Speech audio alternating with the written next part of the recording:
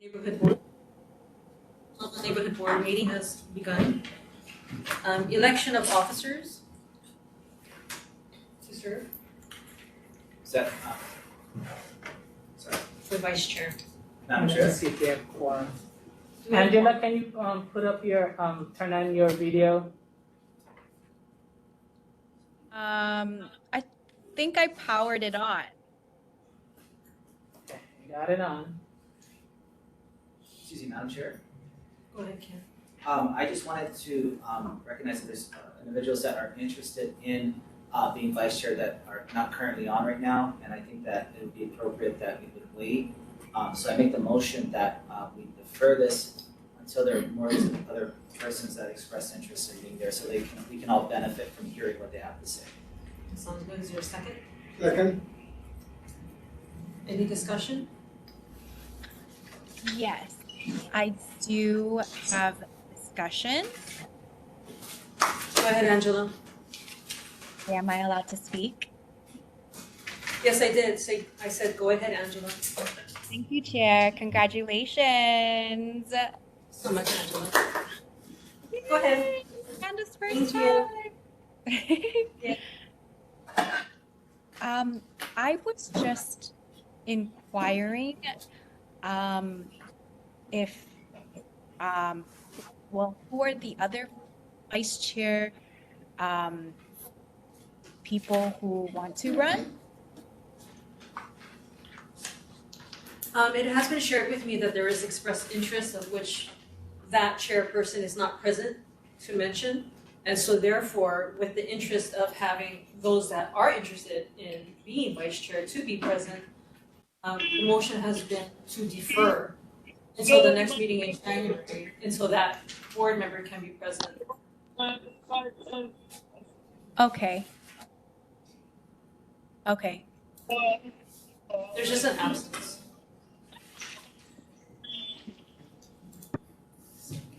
Okay.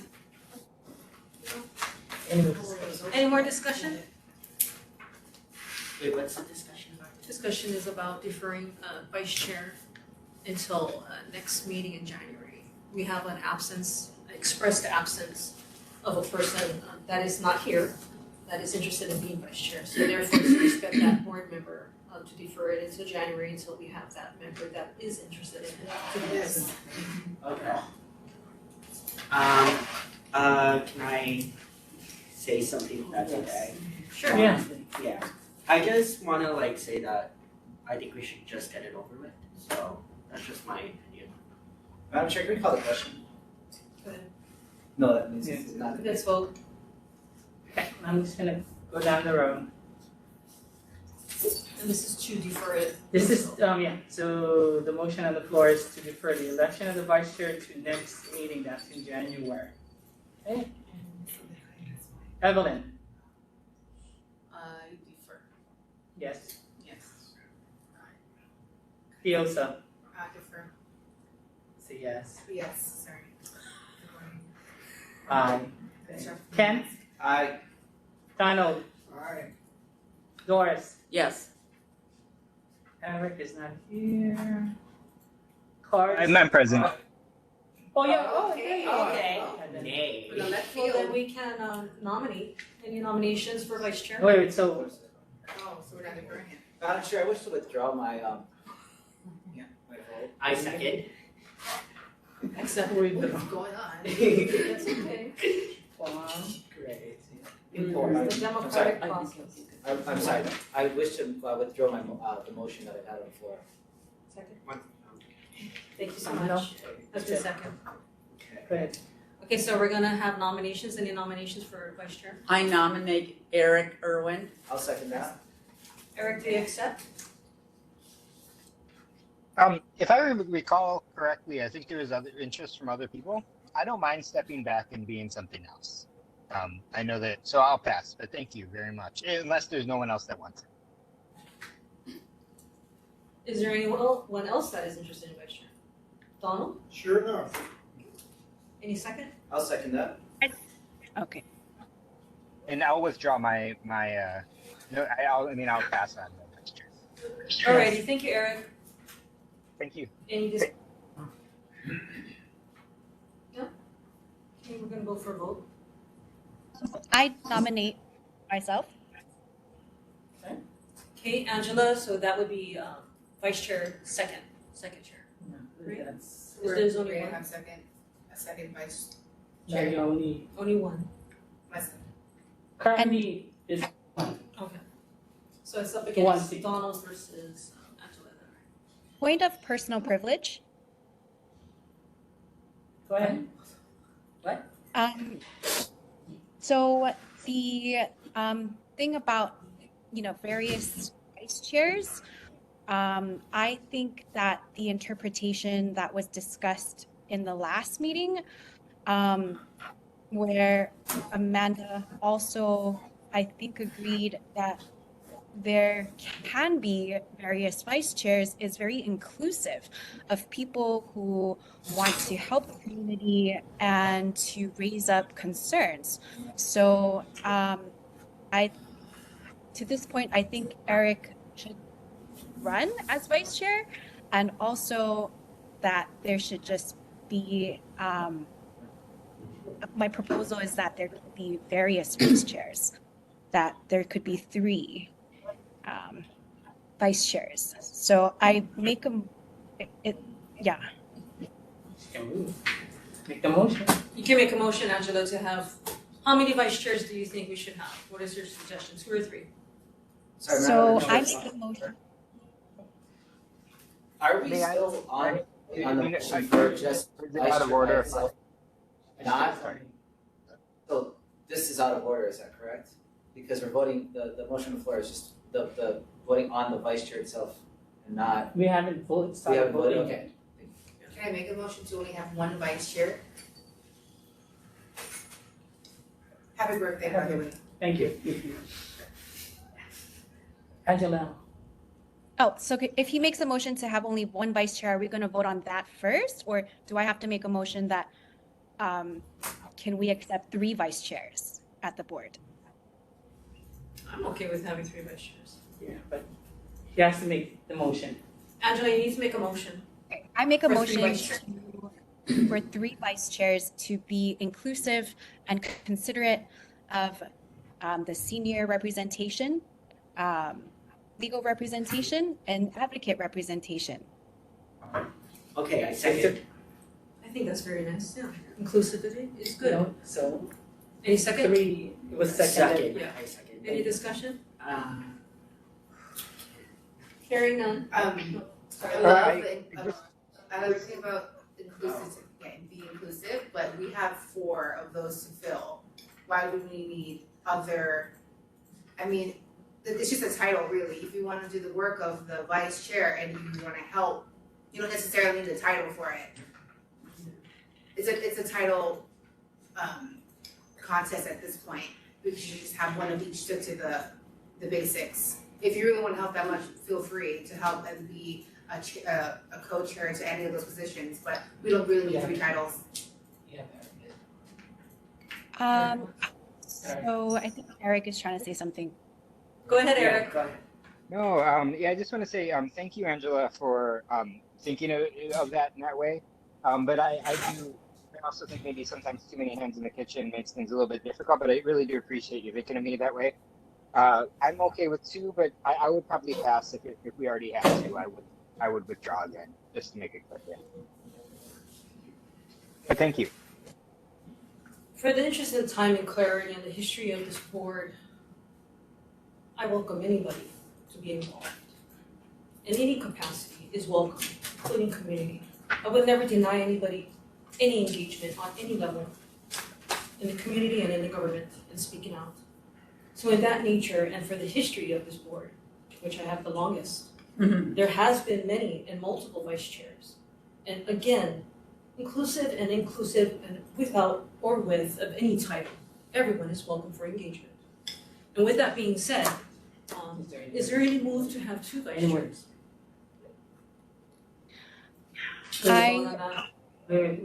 So there was 3, so are you amending the? I'm amending it for 2. We'll meet in the middle, so I'll second that. it's reasonable.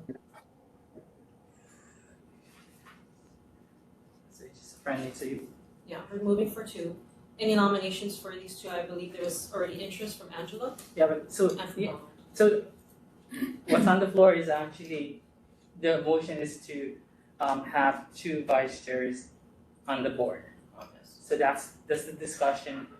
The nominations can wait, but that's the thing that you guys need to decide. Any more discussions? Any more discussions for two? Okay, so now we'll go to the vote, okay? So the motion on the floor is to have two vice chairs on the board, okay? Evelyn, Yes. Diosa, Yes. Ken, Aye. Donald, Yes. Doris, Yes. Eric, Aye. Cards, Aye. Dahlia's not here. Amanda, Aye. Angela. Yes? 2, 4, 6. Okay, 9. So it is adopted. So you have two vice chairs. Now you can go for nomination. Any nominations for the two positions of vice chair? I nominate myself for vice chair. I second. And Donald? I nominate. It's gonna nominate Donald. So you second Donald. Donald just wanted. I second Donald. Discussion? Yeah, okay. And I nominate myself as vice chair?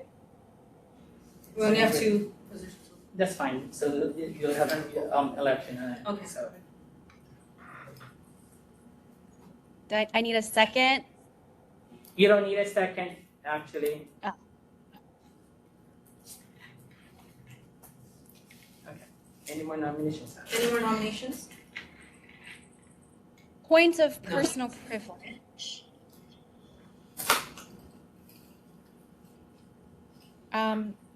So if we vote now, is it like a tiebreaker? How does it work? So what I'm gonna do is we're gonna go with the first seat, the first vice chair seat.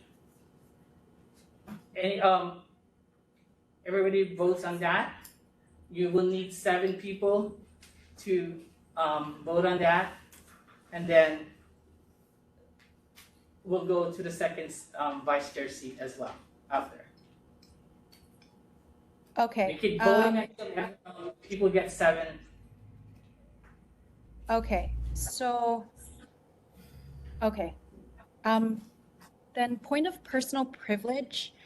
If I may share something before we go to the vote, is this okay? Angela, we are 13 minutes into the meeting. I think we should carry on if it's. What if it's just like 1 minute? Time it, please. So, Angela, let me. So there are 2 seats, okay? Yes. There are 2 seats for vice chairs, right? There are 3 of Yes. you that is running for vice chairs. Yes. So what is your point of clarification? So I have a point of personal privilege. If I can share something, 1 minute. You can time me. Is this okay? 1 minute. Just go ahead. Okay.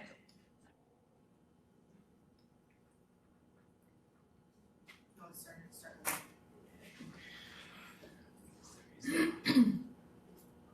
Shut her microphone off. You're muted. Angela, we Okay, can't hear you, wait. and your time is running. Can you start over? Smoking.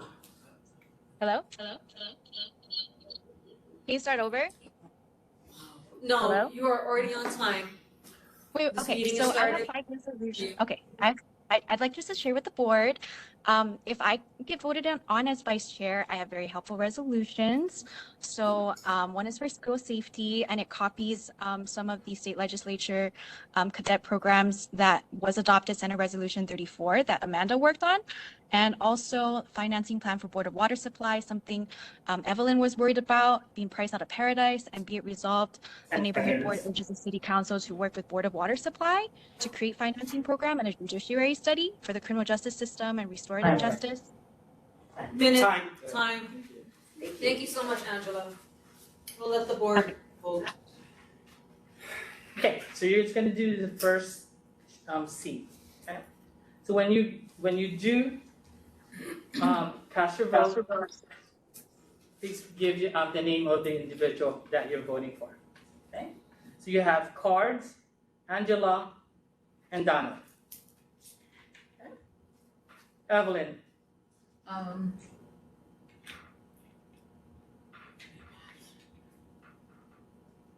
You have 3 to choose from. There's 2 seats. you can abstain if you want to. Abstain. Diosa, Cards. Ken, Donald. Donald, Donald. Doris, Donald. Eric, Donald. Cards, Donald. Amanda, Donald. Angela, Donald. okay. 1, 2, 3, 4, 5, 6, 7. So Donald has 1, 7. So now you go to the second one. So you do have Cards and Angela, okay, for the second seat. Evelyn, Cards. Diosa, Cards. Ken, Cards. Donald, Cardenas. Doris, Cards, Eric, Cards as well.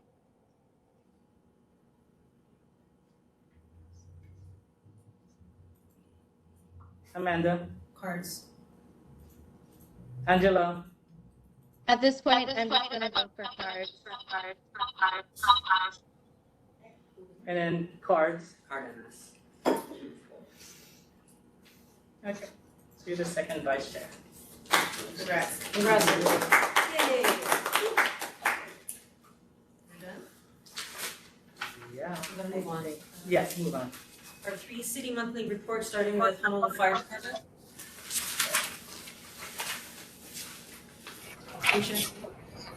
Hi, my name is Captain Coloso. I work at the Kalihi Fire Station.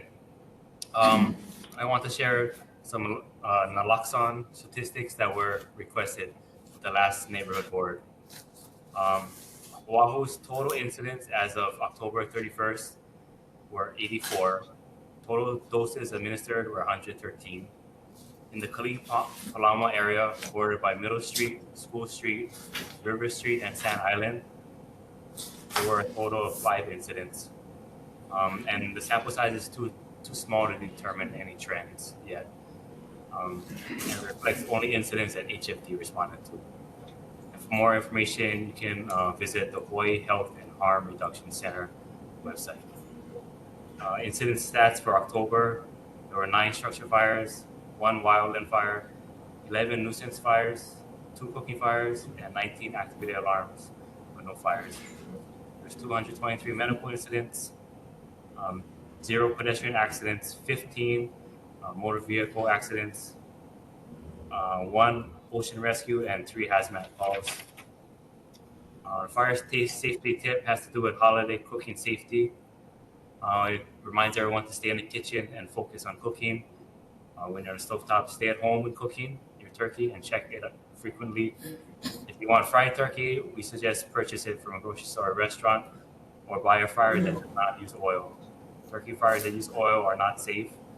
They use large amounts of oil at high temperatures that can cause devastating burns. And that's all I have. If there's any questions. Any questions from the board? Any questions from the community? Anybody online? No. Hearing none, thank you so much. Thank you. Moving along, Honolulu Fire, Police Department, District 1.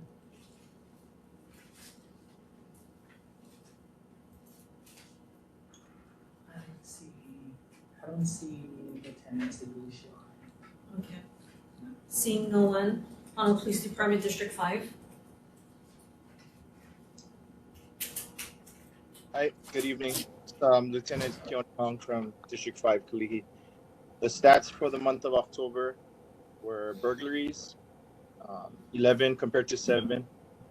Motor vehicle thefts, 16 compared to 24. Thefts, there were 54 compared to 50. And car break-ins, there were 12 compared to 7. The total calls for service were 3,014 compared to 2,977 previous. I don't believe I attended the last. I'm not sure. If there are follow-ups that you needed, let me know. If not, I can address new questions if there are any. Any questions from the board?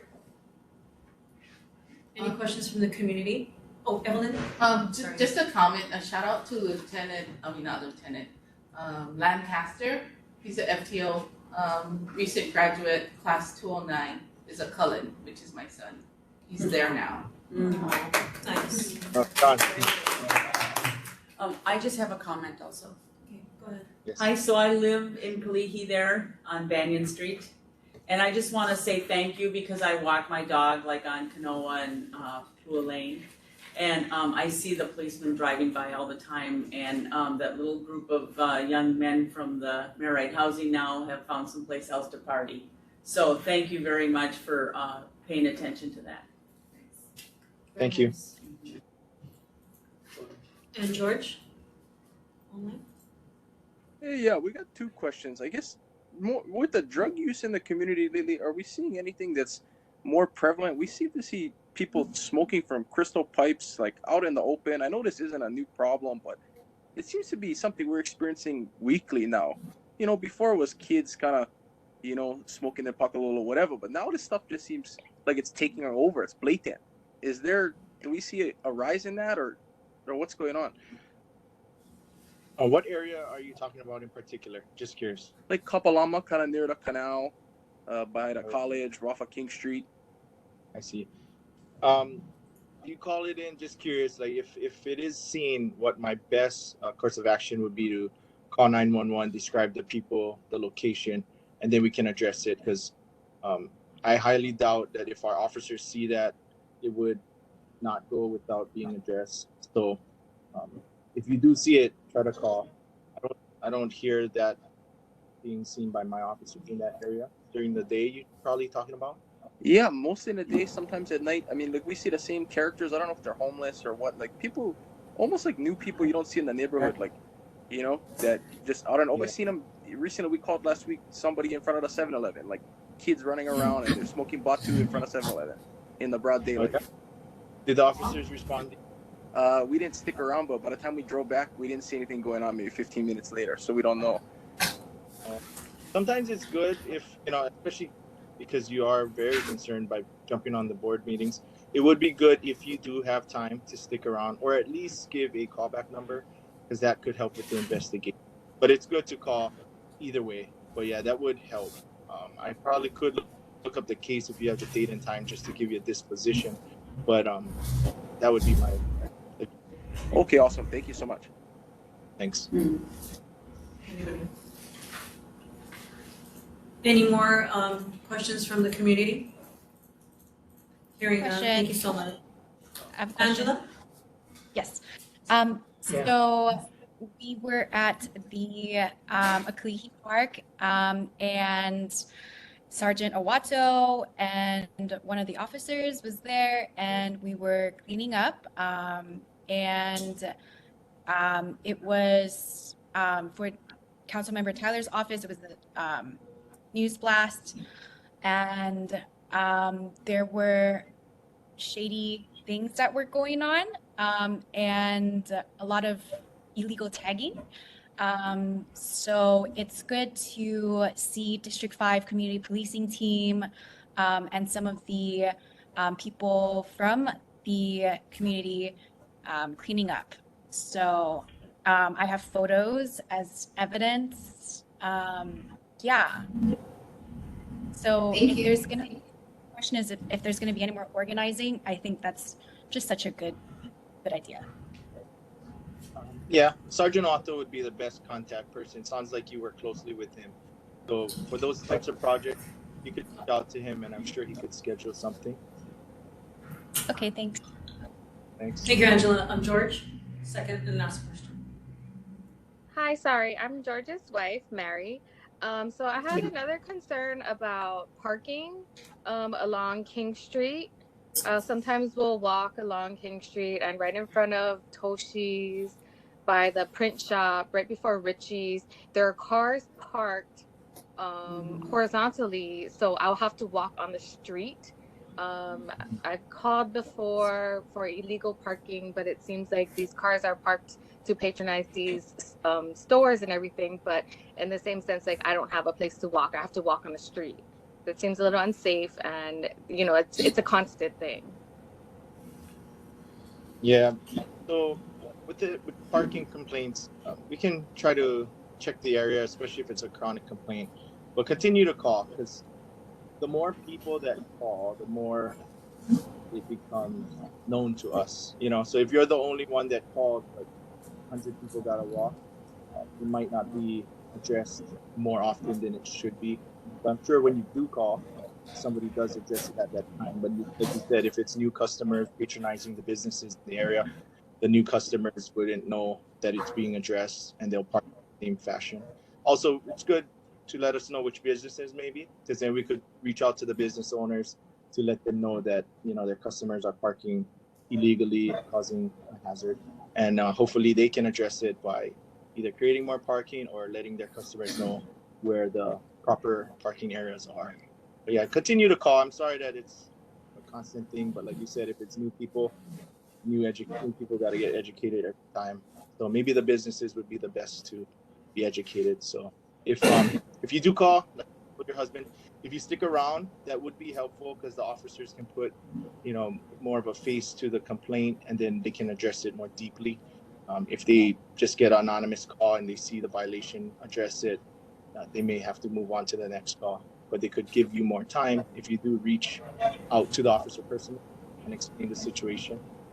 As always, if you're not satisfied with the how the officer handled the situation, feel free to ask for a supervisor, and then we can double check if the officer could do more. But otherwise, thank you for bringing it up. Okay. One more thing. Is anything being done about these e-bikes being rode on the sidewalks and stuff like that? Because I feel like that's also like pretty dangerous when I'm walking and there's like these electric bikes just zooming by me. Yeah, of course, if we see, similar to like the drugs in public, if we see violations, the officers, if not responding to a more priority call, would address the situation. So yeah, if the e-bikes are on the sidewalk being a hazard, or on the sidewalk in an area where they shouldn't be, then officers can try to pull them over, right? Attempt to pull them over, and address it and issue citations as necessary. Okay, thank you. Thank you so much, Lieutenant. Thank you. We're gonna move along. Thank you. Board of Water Supply? We need to have a chair. Do you chair? I'll just kneel down.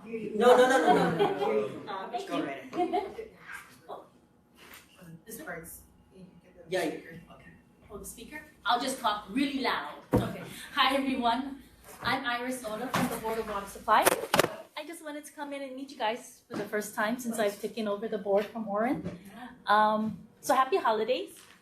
I just have my main break report. I have 4 main breaks that occurred in the month of October.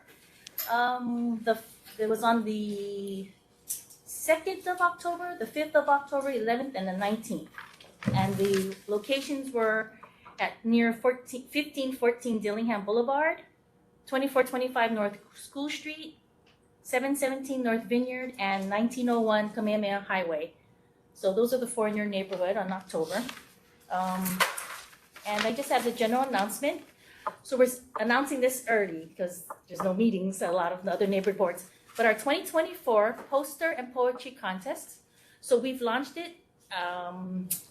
So it's the contest, the poster contest is open from grades K through 6. The poetry contest is open from grades 7 to 12. So our theme this year is Our Water, Our Home. So the deadline to enter is February 28th, 2024. And go to our boardofwatersupply.com facebook.com/WCW contest for more information. So that's an annual thing that's been going on if you're not familiar with the calendars. But yeah, if there's any questions that I can address or Any questions from the board? Any questions from the community? A question. Go ahead, Angela. So, priced out of paradise. It's a term to describe the effect in Hawaii in which residents felt as if we had to leave the state because of high costs of living. This is especially relevant to Native Hawaiians who have generational roots in the community. And in the fall season of 2023, recently, the Board of Water Supply performed a public presentation to neighborhood boards across the state to alert community members about the increasing rates of water. So there's a sensible rebate program to save water by preserving and protecting one of our resources. So is there any initiation about negotiations to create financial programs to support the people and community? I'll need to ask about that. I'm not familiar with that, and sorry if there is something I'm not familiar with it myself. Sure. So financial programs to help with the potential rate increase to the residents. Yeah, just So I'll ask if you have any solutions, that'd be great. Okay, programs or solutions to help with the nominal increase, potential increase, because we still need to get approval from the board. So. Any subsidies? Any right? subsidies too? Things like that, Subsidies. refunds, tax rebates. Okay. Especially for those that are fixed income, Okay. that would be something to be taken a look at. Okay. I'll bring those questions up to our communications that will go to our manager. Thank you. Any more questions from the board? Any questions from the community? Anything online? Hearing none, thank you so much. Thank you. Thank you for coming. Thank you. Thank you. Good job. Moving along, Honolulu Authority for Rapid Transit, Art. Hello, good evening everyone. Harry Cho with the Honolulu Authority for Rapid Transportation. If I could quickly share my screen. Go ahead. Sure. Alrighty, can everyone see that? Not yet. No, we do.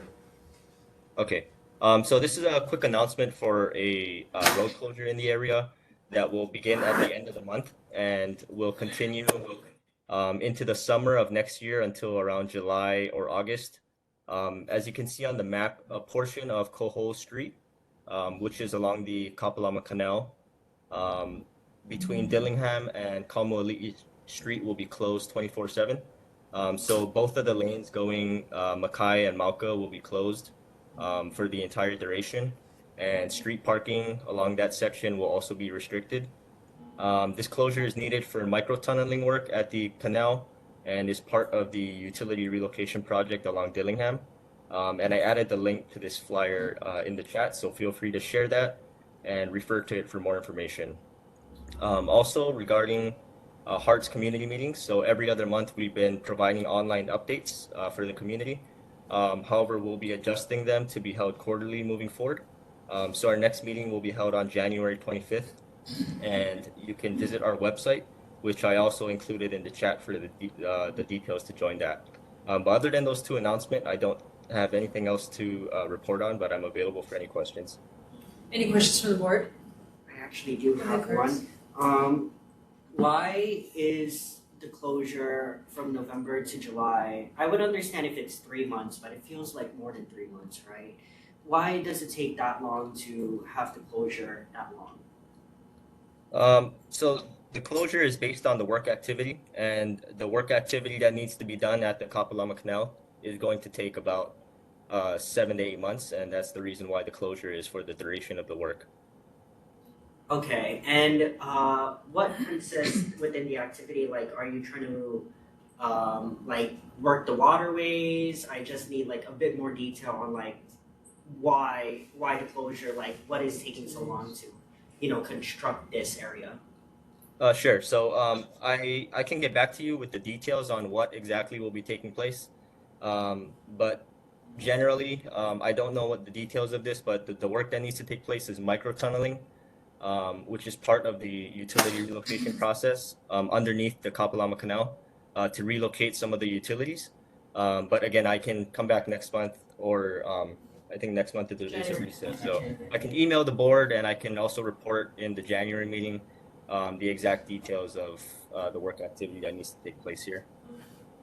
All right, Evelyn, Thank you. thank you so Hi, much. Harry, Evelyn. But regardless of what work activity is taking place, the duration is still, the 7 to 8 months. So just wanted to put that out there. Thank you. Evelyn? Hi, Evelyn Cullen. I have a question for you, Harry. So, will they be allowing people ever-bound direction to turn left onto Cahoe Street by 7-Eleven? Because the way it is right now, you can't, and that's a prime spot to build all your left turn tickets, because I see it happen all the time. So now that's the primary mode for people to access Chuck E. Cheese shopping area. Yeah. So with that being said, they're gonna have to increase traffic on Kaumuali'i down Waiakamilo, and then around on McNeil Street up into that area. So I'm just curious to know if they are gonna allow that to alleviate traffic heading ever direction. No, we are not. The current condition, which restricts left turns all along Dillingham, is going to remain in place even for the duration of this closure. So HART coordinates these types of closures with the Department of Transportation Services, and basically it's been determined that left turns just can't be allowed anywhere along Dillingham. Okay, thank you. Any more questions from the board? One last Any question. Go ahead, Angela. So resolution 23-249, it notes enabling connectivity between modes of transportation is critical for a well-functioning multimodal transportation system. So an accessible connection point is critical to the success of the project. And at Halava, there were just some connectivity concerns. Can you discuss what's going on with the board? Sorry, I'm not familiar with that resolution, but I can I'll email look you. into it and get back to you. Okay. Fair enough. Thank you so much. Any more questions from the community? Hearing none, thank you so much, Harry. Have a Merry Christmas, Happy Holidays. See you in January. Okay, we're moving along to filling of vacancies, 3 at-large seats. Anyone from the community interested? You never know. I know, Yeah, Tom he Beck. said, yeah, join in. Is Tom Beck present? Yeah. He's like, Well, now he asked the last He's like, no, He's like, yes, that's the last Are you time. thinking anything? Move on. Okay, we're gonna move it along. Board business participation in Kalihi Christmas Parade. I believe that's happening the day after Thanksgiving, the 24th. Yes. We want to screenshot that on the screen to show what it's gonna look like for the route. You do have, what's his name? Dana Yap, that actually announced it the last time. Okay. I think it's on right now too. Yeah, he's on. You can ask him. yeah. Dana, you want to talk about this? He's on. He's on. Yeah, it starts 6 o'clock from Clay Union Church down to King Street, up Hoff Tailey, and then down School Street to Kapalama Shopping Center, where there's going to have a paina there at that time. As far as everything else, everything's going as scheduled, we planned, and as far as a paina, it's going to be the first time we ever done it, so hopefully we'll draw enough crowd to have that continue on. But that's the plan for the parade, and that's the time frame that we're doing it. So we sent previously your neighborhood board invitation but there was no response. So we wasn't sure because the deadline for getting in the parade is already closed. So, but just wanted to let everybody know that that's what we're doing down in that part of Kalihi. Dana, sorry, can you explain what the parade consists of for those who don't know what it is? Because it hasn't happened in a while, a couple years. Yeah. Yeah, it's been 3 years since COVID, since we last had it. But it used to go down King Street, down Mokuea, down all the way down to Dillingham, and then across Dillingham to Hoftailing at by Bob's Barbecue. So all of that is all tore up because of the rail. So we're doing a shorter route and having the pay in at the end. So that was the plan that we came up with. And to give a better picture, can you explain who's participating and who's joining in with the schools? Can you further elaborate on that? Just so people have an idea of how fun it is. There's like a total of 30 groups in a parade, but as far as different ones at the Paina, the school, Farrington High School's event coordinator is doing that part alongside with Metro Christian Church that's doing the events in the gym and the cafeteria. So a couple food trucks and a couple events for the kids and time with Santa will be there. We never done this before, so it's all new. So we're trying to get as many people coming involved. So that's what's going to be happening at Palama Elementary School. Can we, is it possible if, I know it's past the deadline, but can you make an exception for us if possible, or no? Well, we're looking for volunteers to help. So that's the other way to get involved. And then our last meeting is Monday for volunteer meeting. So if you guys want to help that way, that would be, you can help that way. Or question, can we pair up with, if we do end up coming, can we pair up with FACF? Partner up and march with you guys and your big floaty? Yeah. Yeah. Yeah, I guess you could do that. Yeah, just Yay! Yeah. Just can you get in touch with Richard? Yeah. Richard is handling the FACF side, so if you guys want to get involved that way too. Nice. Okay, Perfect. sounds good. Great. I'll bring a banner. We're gonna be there. We have one. Oh, we have a banner already, so I didn't too bad. I will text Richard, like, we're coming. Oh yeah, just let Richard know Okay. then if you guys gonna go. Okay, thank you. Perfect, Thanks, thank you Doc. so much. Okay, we're moving along to presentations. Thank Thank you. you so much. Okay. Presentation, your Rates Homes Redevelopment Project, Michael Saint. So is that Black Friday, the day after Thanksgiving? Is it the day after Thanksgiving? Yeah. Okay, yeah, Black Friday. Good evening.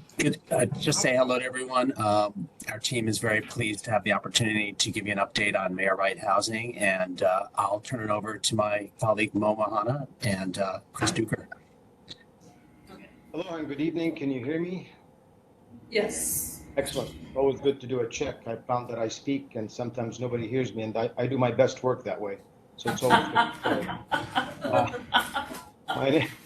My name is Mo Mohana, president of High Ridge Costa. Here with me is our local partner, Chris Duker with Form.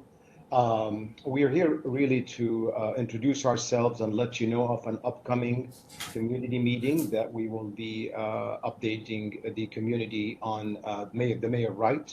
So today is really just introducing ourselves, what we've done real quick, and making sure you're aware of the date and inviting you all to attend so that we can take our time and showing you the latest plans. So if I may share my screen, do I have permission to do so? Yes. Thank you very much. And, let's make sure we have the correct screen. Share. Please let me know if you can see my screen. Yes. Yes. Okay, excellent. So we want to thank you for the opportunity to speak before you today. We want to talk to you about the community you very well know, Mayor Wright. Our team Today, we will discuss the process and schedule, recap of the completed work, and then make ourselves available for any questions. As you know, this is being done in partnership with the Hawaii Public Housing Authority. The executive director, Mr. Hakeem Awan Safi, is a partner with us in the development. We ourselves, Harish Costa Development, are a developer of rental, affordable, and workforce housing in Hawaii and nationwide. We have completed over 30,000 homes, 200 communities that are family, and about 100 communities that are senior. Along with me tonight, as I mentioned, is our partner, Mr. Chris Duker of Form Partners, who is a very well experienced local developer. We jointly with Form Partners currently have over 2,800 units, homes that are being developed throughout Oahu, Maui, and the Hawaii County. We have been selected by the Housing Authority to develop about 12,000 units, one of them being the Mayor Wright community. So as you can see from the experience of what we have, this is all workforce affordable housing throughout Hawaii before we partnered with the Housing Authority. And these are additional sites different than the sites in the previous slide. Hence, you see the partnership with Form, High Ridge Costa, and the Hawaii Public Housing Authority. We have assembled a world-class team from within our local partners as well as consultants that we've worked with to develop our previous communities. We have held resident meetings. We've refined the plans that have been worked on by previous developers. And we are now currently processing the entitlement with HHFDC that will be submitted in the next few days. Obviously, there will be permitting, financing, relocation, and eventually construction. We've had workshops with residents. We built on workshops that have occurred in the past. The Housing Authority has shared with us plans that they've previously worked on, previous developers have worked on, and we built on that, and that's what we hope to share with you in the upcoming town hall meeting that we will be holding. We've met with state and community leaders to make sure their input is also included. As you've seen from previous planning, we are maintaining transit-oriented, walkable, bikeable community with parks and outdoor recreation, community centers, commercial retail, focusing on enhanced security and safety through design, first and foremost. Child and kapuna care, job training, and healthcare are items that we've heard that need to be incorporated. While this is not the site plan that we will share with you on the neighborhood community meeting, otherwise I'll have nothing to share and I would lose all my thunder. But what we are sharing are the highlights. So replacing the existing 364 really obsolete, dilapidated units that are there will be brand new units. The total unit count will be approximately 2,400 and 2,450. That will be done over phases, multiple years. Of those, there will be about 1,500 units that are 30 to 60% area median income. This will not be public housing, meaning this is actual people who are working but will be paying lower rents. The moving forward design, while ensures people, those residents that are there that want to come back to the new units are welcome, but the majority of the units will not be voucher units. They will be workforce housing, about 1,500 in that 30 to 60% area median income range, 750 in the 80 to 100% area median income range, and about 200 for sale condominiums on leasehold land, because this land will always be, it is currently and will always be owned by the state, specifically the Housing Authority. Again, park and green space, as I mentioned earlier, commercial retail, access to public transport, transit. And as you'll see from, again, the design that we will share with you, we made sure we focus on connectivity to the surrounding community and the surrounding neighborhood. There is a slew of reports, which unless somebody really wants to hear them all, I will list them, but I will not tonight, that have been completed, and we have reviewed them and made sure we addressed any concerns or issue that we've noticed in there in the design. A full environmental study has been completed, not only at the state level, but one that will comply at the federal level and be reviewed by the Housing and Urban Development HUD at a federal level. What are the next steps? Our next steps is we will wrap up design and submit the planning design to HHFDC, Hawaii Housing Finance Development Corporation, focusing on the development corporation. They do finance, they do development, so they review development plans. That eventually will go to the HPHA board in December to review the plans after we've had a chance to share it with the community. The Hawaii, the City County of Honolulu Department of Planning will also be reviewing those plans and giving us comments. And finally, if all goes well, HHFDC's board will approve the preliminary design, the planning design, hopefully in January of 2024. The county has to accept such design that the board is approving, and we anticipate that to be end of January of 2024. The tax credit financing of the, now this is only phase one. So in phase one, we'll have about 300 units of affordable 30 to 60%, and about 300 units that are missing middle 80 to 100%. We will apply for the financing in February, and we anticipate to start construction in 2025. Where and how realistic is the schedule? I mean, the difference that the Housing Authority has asked us to do is they told us they are, and the community is tired of developers showing up and planning and saying and talking. And so we've decided we're going to show up and do. So we built on the studies, and we are moving very rapidly, as you see. And we've already had multiple meetings with the planning department of the state, HHFDC, and they are committed to processing our entitlements and our approvals of phase one of Mayor Wright by January, which allows us to apply for financing in February for the 30 to 60% area median income, and in August for the 80 to 100% missing middle. With the financing in place, it'll allow us to start construction to demo, so first relocate, then demo after everybody is relocated in the particular area, and then start construction probably to the latter part of 2025. Again, the objective here is get moving and show some results, and that's the key objective of what we're doing here. We have met with the residents, and we have a follow-up meeting with them on the 13th of December, and we are holding a community town hall meeting on the 14th of December at 6 p.m. at Lanakila Elementary School, which we would like to invite you to attend, and we'd like to ask you to please spread the word for as many in the community to attend. That will be the time when we will delve into the detail of all the plans, the site plans, the ingress, the egress, the traffic, the circulations, and any detailed questions that you may have. With that, we are ready for any questions you would like us to attempt to answer tonight, but thank you very much for your time, and here's the contact information. Should you need to contact us, myself and our partner, Chris Duker, are available for any questions that you would like to ask. Any questions from the board? Thank you so much. Any questions from the board? Yeah. Cards? I have two questions. The first one is about relocation. You said that you will be relocating some of these people into homes while this construction and renovation is happening.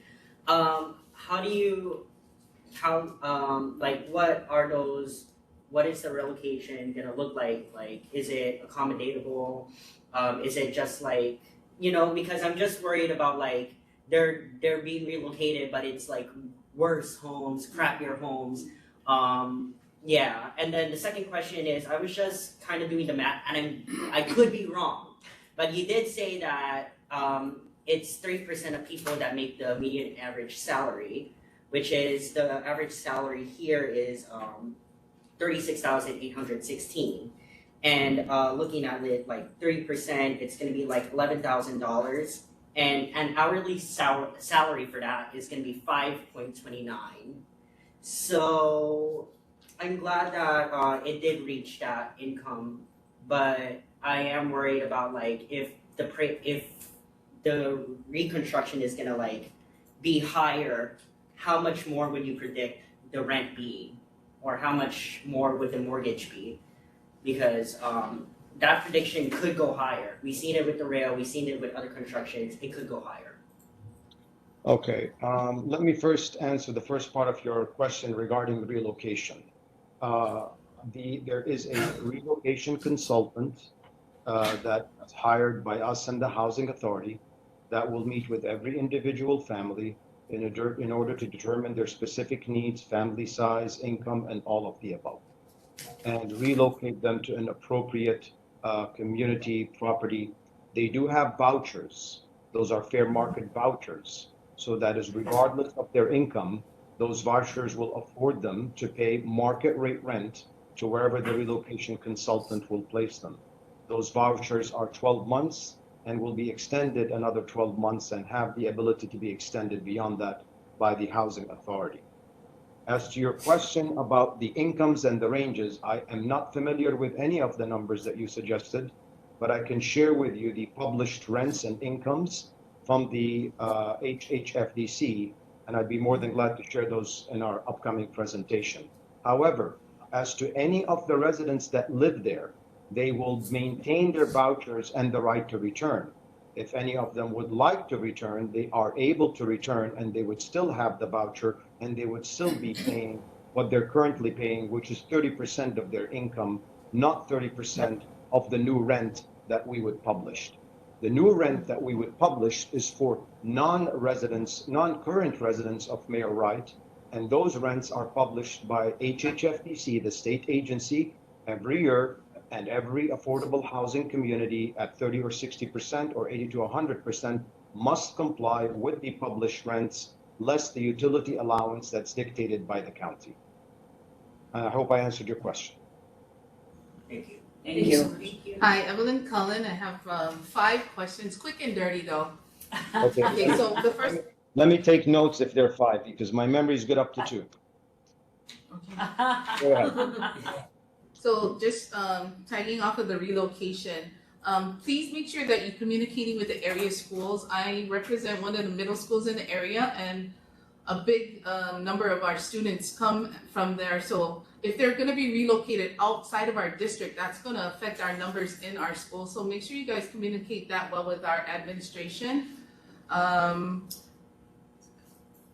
While you're breaking down, have you guys talked about contacting Reuse Hawaii to have some of those materials that's currently in Mayor Wright housing to be reused again? Reuse Hawaii. Sewer, do you have the infrastructure for that? The pumping station, that's gonna be another problem because it seems like the capacity there might double. I'm not really sure, but sewer is always an issue. And then the cultural input of the area, prior to having Merites there was there's a counter of the area. So have you guys reached out to cultural practitioners in the area that know about the area and the significance of the area? And then lastly, what happens in the redevelopment of this area if you come across burial sites? That's it. Very, very good questions. So as to point number 1, relocation and the area schools, the relocation consultants will work with the families and to make sure as to the relocation of school-age children. And we will make sure that we contact the schools if there's a significant shift of the numbers so that they're aware of any of the families that may be relocating out of the school district area within that area. So thank you. We will make sure we note that. Reuse Hawaii, absolutely.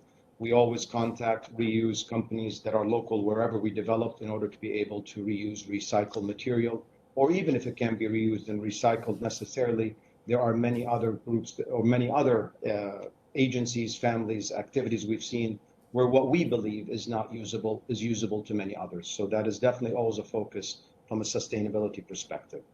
As to sewer capacity, that ties in with also HECO capacity.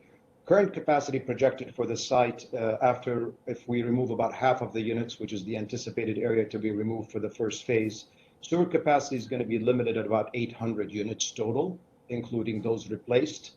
Any further capacity will affect the timing and the phasing. We do have engineering studies, and we have contacted sewer, water, electrical in order to see what the infrastructure capacity and any future development will be phased accordingly as capacity allowed. We cannot build unless we get what's called will serve letters from the respective agencies, and only upon receipt of those will serve letters are we able to proceed and get a building permit for the upcoming phase. So it will be limited phase-wise based on the infrastructure capacity. As to cultural input, it is required by the rules and regulations that we hire archaeological and cultural consultants that conduct extensive surveys of the area Such surveys are then submitted to the State Housing SHPD, to the State Historic Preservation Department. They review the work that is being done. There are specific trenching plans that are developed, and archaeologists are required to be on site to monitor the grading and construction activities. And if any EV Kapuna or anything is discovered on that side by the archaeological consultant, such findings must be reported to SHPD, the State Historic Preservation Department, and they have the right to stop work on the site until a plan that is acceptable to them, if such a plan can be completed. So archaeological monitoring is a requirement on all our construction sites to make sure that that is addressed. I can't read my handwriting on point 5, remind me. I think that was it. That was it. But then again, I'll have a slew of questions after your I'm gonna try and steal your thunder. Yeah. Your next meeting. Just kidding. Thank you for your patience, that Thank was you. great. Any more questions from the community? Question. Oh, you can go first. Go first. Go ahead. My name is Thomas Beck. I have 2 questions. One in regards to Hawaiian Electric. I think everybody knows that Hawaiian Electric right now is facing dire straits because of what happened in Maui. The second thing is they already notified the state that they won't be able to meet their 50% capacity or renewable fuel for their capacity in 2030. With that being said, is it going to be an issue with the power being generated for that housing unit? And secondly, because of that, are you guys looking at possibly having solar, partial solar for that? I apologize, I didn't hear your first question. I heard the words dire strait and Maui. Hawaiian Electric, in regards to power for the, will they have the capacity to give you the power that's needed for this housing project because of their potential exposure to the Maui fires? Yeah, that and the fact that they were supposed to get a solar farm that was supposed to be built that has canceled their project, basically. So they don't have the capacity to meet the standards that was set by the previous governor, 2030. Anyway, to be 50% renewable. They won't meet it. I'm not sure how that's going to affect this project. Would you have an answer to that? Has Hawaiian Electric notified you of any shortcomings?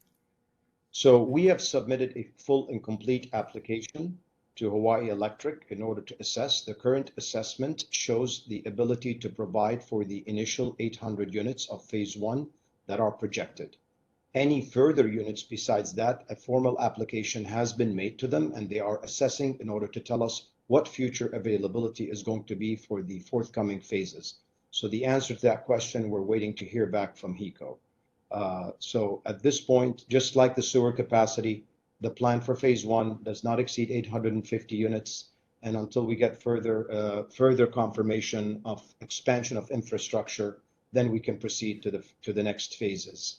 We are working closely with the agencies, whether it's sewer or electric, and the legislature, which wants to help these agencies to appropriate funds to make sure they develop the required infrastructure so that this community can be developed. So that would be the long-term plan over the next probably 5, 6, 10 years. As to solar, to your question, will there be solar on the site? The answer is yes. We do incorporate solar on most of our communities in order to offset the electrical usage. Thank you very much. Thank you very much. I believe we have one last question I'm going to take. Is Angela? Thank you. So this is I don't want to assume it's a 201H process. That is correct. It is a 201H process. Okay, then I'll ask my question. So Section 201H-38 Hawaii Revised Statute was enacted into law to provide a process whereby a housing project may be granted exemptions from statutes, ordinances, and rules of governmental agencies relating to planning, zoning, and construction standards that do not negatively affect the health and safety of the general public. Before this law, the exemption power was contained in HRS Chapter 201G, 201E, and 359. Projects qualify if it meets the guidelines of HUD and DPP. The former House Housing Chair, who went over to the Senate, stated that the goal is expediting this process to streamline the 201H State Land Use Commission by reducing the wait time to 2 to 3 years. So generally, the bottom line of the conversation was the pre-development process and procedures must be streamlined. And a bill was heard this session in the legislature about the State Land Use Commission and district boundary amendments. Counties have the ability to craft district boundary amendments for 15 acres or less. And the concern is, if it is a county property or a state property, why does it have to go through the State Land Use Commission? Can the city have a little more control over its destiny? It's not State Land Use Commission. It is going through HHFDC, which is a planning department on behalf of the state. And once HHFDC reviewed it, a DPP, which is the county city, also reviews it and concur. And once that's done, we get the approval. Okay. Thank you so much, Angela. Thank you. Next. Okay, we're moving it along. Next presentation is, thank you so much, thank you. Next presentation is State Department of Health, Adult Mental Health Division, Iwale Resource Center. That's opening target date is January 2024. Dr. Matsu from IHS, Director Anton Crookie, and Sean Hamamoto. Thank you, Chair. Thank you, Board, for letting me come. It's been a while since we walked the neighborhood. My name's Anton Krucke. I'm the Director of Community Services for the City and County of Honolulu. We're the officers in charge of the Iwale Resource Center, which is the building that you may have noticed it's been constructed a couple years ago, and we've been looking for ways to use that building. There were some complications in the funds that were used to make the building, so it made it a little difficult to put it together easily. It's a kind of combination of affordable housing and a service project. And so that's why it was given to the Department of Community Services to do. So when we developed the plans for homeless and drug addiction on the street and mental illness, when I first came into office, we wanted to collaborate with the state. And so we started meetings and doing collaborations and formal collaborations. And the next evolution that we're moving into is partnership with the state. We don't think we can take situations that are as difficult to address without a full-on partnership between the state and the city and county. So this represents that kind of a partnership. And so we were very successful with CARES Act money in working with homeless families. And so we went after folks that wanted to be housed, not really the most chronic homeless, not the mental illness, folks that were refusing services and such. And with that program, we housed over 300 families and over 850 individuals. That's really good, except that what the demographics that it leaves us is a lot more single males on the street, a higher density of drug use on the street, and mental illness on the street. So what that means is we have to devise beds of different flavors, right? Different beds that can address different situations, because if we don't move somebody to a bed, we really haven't solved anything, right? And so that's our attempt to do that. And what we'd like to present to you is a partnership that we're embarking with the state, where they're going to be using that building for a combination of activities that they're going to explain to you tonight. Right, and I think it's very exciting, and we're going to be doing it very quickly. But we thought that this board should know about what we're doing ahead of doing it, and then take questions and for full understanding. So thank you for having us here. Dr. Matsu is going to talk about how they're going to use the building. Okay. Thank you. Hi. So I'm actually with the DOH, not IHS, and I'm here. Chad Koyanagi is also with DOH. And he's overseeing this project, but he couldn't be here today, so I'm here in his stead. So this project is to develop a crisis center, a behavioral health crisis center in Iwale. It's at the Iwale Resource Center, which is across the street from IHS and PetSmart. And you can see the photo there. There's two components to this, to the crisis center section. One is a 2359 observation area. So 2359 meaning less than a 24-hour stay, And it would be a place where police could drop people off, where they can get assessed, stabilized, and if they're intoxicated, withdraw from whatever substance they're on during that time, and then start the process of hooking them up with case management or other types of resources before they leave within that 24-hour period. For some individuals who might need more, in the sense of they're still either intoxicated or behaviorally unstable, we were able to send them to, there's a second floor in that building. We have about 5 rooms that could house about 8 to 10 individuals. It's a secured area, and that would be for folks who might need a longer length of stay, up to 14 days, so 2 weeks. And in this facility, we'd be able to provide medications and, especially if they need for behavioral issues or acute substance intoxication. So that's what we have planned right now. As you see here, for the first floor, 2359, we're looking at maybe up to 16 people. We're gonna start slow and try to make sure we can get it going before really opening it up. But that's the plan, and I'll open it up for any questions people might have. Any questions from the board? Yes. With the recent incident that happened at Kalihi, Yes. so will the people working there be trained to deal with someone that has extreme mental issues? Right. So it is for acute situations. So that right now we are in the process of reviewing proposals that came in from different vendors in the community, and they are aware of the types of patients that might come in the sense that they might be acutely intoxicated with behavioral issues. They might be unstable with mental illness in the sense of just not maybe not being on their medications for a while. So they are quite aware of that. We did specify the type of staffing that they would need to have. So we would have either a psychiatrist or an APRNX who could prescribe medications, as well as a nurse and security and psych tech, as well as peer supports and case management. So HPD has to drop them off, or can they walk in? Can a family member bring someone in? Well, right now we're working through the process. We have the HPD can call, but we have a mental health emergency worker, and that person is able to, during the conversation with the police, assess the situation and determine whether or not the individual should, the police can take them involuntarily to the hospital. And so we're in discussions right now and trying to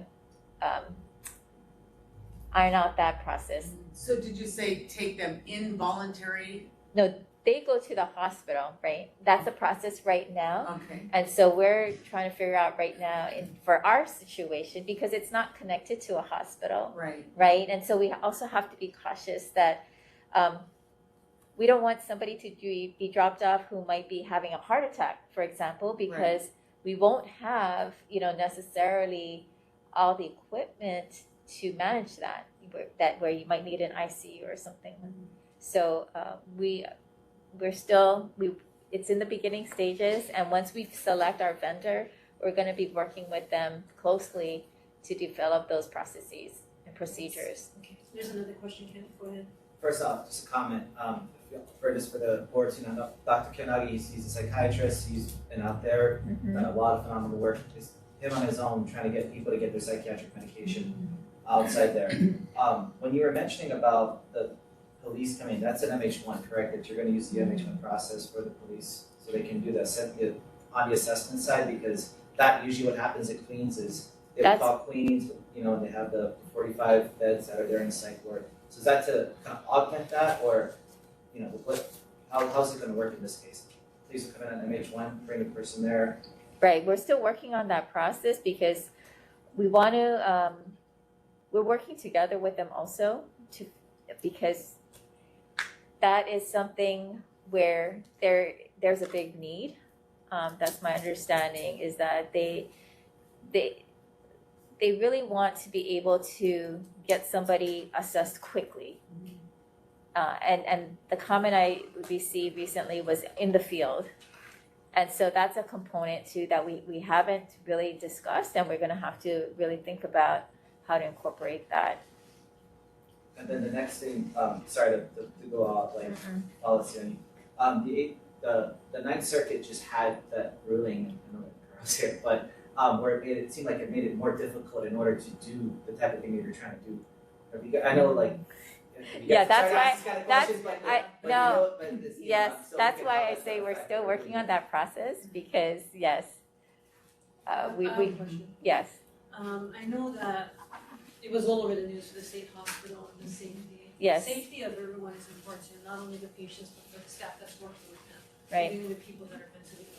There's some issues there. I just want to make sure that there's adequate safety staffing for everybody, everyone to stay safe.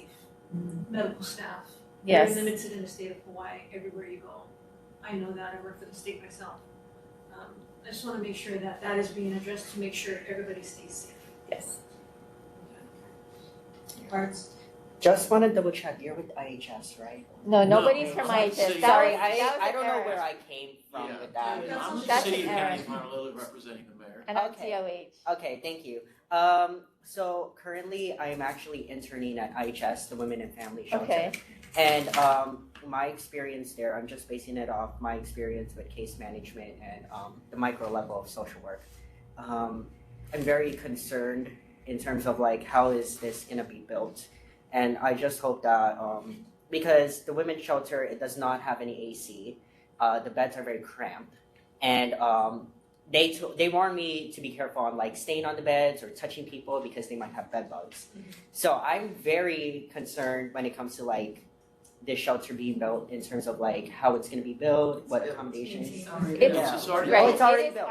But yes. yeah, and just it's occupied right now. Oh, it's occupied right now? On the first floor by Yeah, the we're quarantine. using it Okay, as perfect. medical respite now. Okay. Also, then I mentioned yeah, that there's I'm just worried about like the uptake at this point then. Like just hoping that it's clean and that you know, everyone feels safe in there. So that's just my worry because the main thing that case management won't stop telling me is people are just on flight, fight, fright mode, and they're on survival mode at this moment, being either homeless or going on substance abuse. So I'm very worried on that part. State City will take care of that. I hope so. There are also 27 affordable housing units in that building that the Department of Health will eventually, people can migrate there, but they'll be under their supervision. And then this, opening up these beds and such in the neighborhood augments where we opened up on Dillingham, the IHS Shelter for Stabilization has been operating for about a year because we bought that with CBDG money, turned it over to IHS to run. This is a tough area. Your community has been very patient. It's very difficult. We're doing all we can to try to create more beds. Thank You know what's so interesting is the kukua holly that's being built. It came up so silently, and so I'm kind of wondering if that's going to be a segue into that. Have you heard of kukua holly? The person who just had shared about they developed that. That's not part of this project, though. Yeah. I'm wondering if it eventually will, because the way the building is designed, it would sort of fit into it. Yeah. I just want to say thank you, though. I've lived here 9 years, and it's just incredible to see what goes on with the mental illness and the addictions and all that. So this is a start, first step. So thank you. Here, here. Great. Any more questions from the board? Question. Go ahead, Angela. Thank you. I went to visit the public resource as I've gone to visit and chat with a lot of governmental agencies, and I like it. So the Iwalei Resource Center across from the Institute of Human Services, there's a core crisis outreach response engagement new office. And so the chronically homeless, right, which are defined at the federal level by HUD, Housing Urban Development Agency, labels chronically homeless as disabled. Okay, so does it make a difference that the previous mayors address homelessness with law enforcement, and now is this new style of response, medical care, alternative response model? It's also being reflected in the criminal justice system. Restorative justice, right, is practiced this way. And this is because of new research and initiatives. So, yeah, so does it make a difference with the way that the previous mayors have addressed it and now, like the things that are going on at the new resource center? So thank you, Angela. The city strategy, and basically because I'm the author of the city strategy for the mayor, it's not a shift from where we were before. It's an augmentation and a building on what we do. So the strategy, as complex as homelessness is, as complex as it is, the strategy breaks into two things, right? The first part of the strategy is to come up with creative ways to get people to be willing to engage the system. Any different ways. It can be an HPD response, it could be the core response, it can be medical respite, it can be many different creative ways to get people to engage the system, right? To be willing to engage it. And then the other part of the strategy is for me to get as many resources as I can in many different ways that service those decisions. And that's what we do. So when we have, if you have mental health, then you have to come up with something like this to address mental health. Where you have mixtures of mental health and addiction, you have to come up with beds that can address that. If it's just affordable housing where somebody economically is homeless, then you want to find housing that you can put them in. So again, as many creative ways as we can get people to be willing to engage the system, and that list is a lot longer than it was 2 years ago. Right. And then what resources can I bring to bear to service those decisions?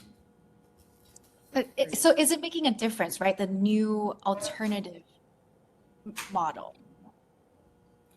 I come up with new models every chance I get. Yeah. Core was a new model, right? We studied around the country and we came up with a different approach rather than an HPD approach. But we can't get stuck on it's just one thing, because homeless is, you can do market segmentation and I do that because I'm a businessman, but you solve it one person at a time. And so you have to have a lot of different tools to do that. Like, I just had the big homeless encampment there on Kanoa where I lived. And they actually were trying really hard with getting people there engaged. And they were actually a group of them that they called service resistant. Mm-hmm. That no matter what was being offered to them as a service, they didn't want it. So service resistance is, there's a concept that says if you don't have enough housing is what causes homeless. But you have all types of homeless within the system that really, that's how you parcel out where they can go in a limited amount of places. But the service resistance a lot of times come from they've been in the system and it didn't work. It comes from I want open air drug use and I don't care anymore. Those are making my decisions. It comes in many different ways.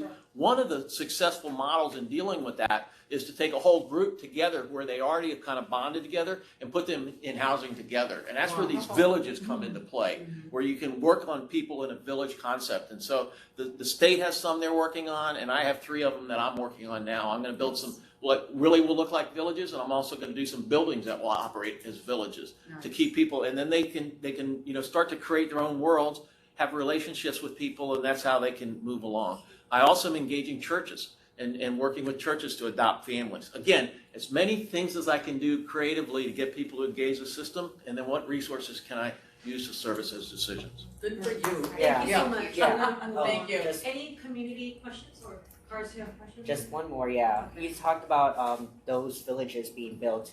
Is there any villages being built here, if that makes any sense? That's where I'm going to build them. I'm going to build them here. But if you want to go see one, we have with Hale Maliola, that's run by IHS that you work with out of Sand Island. That's a village.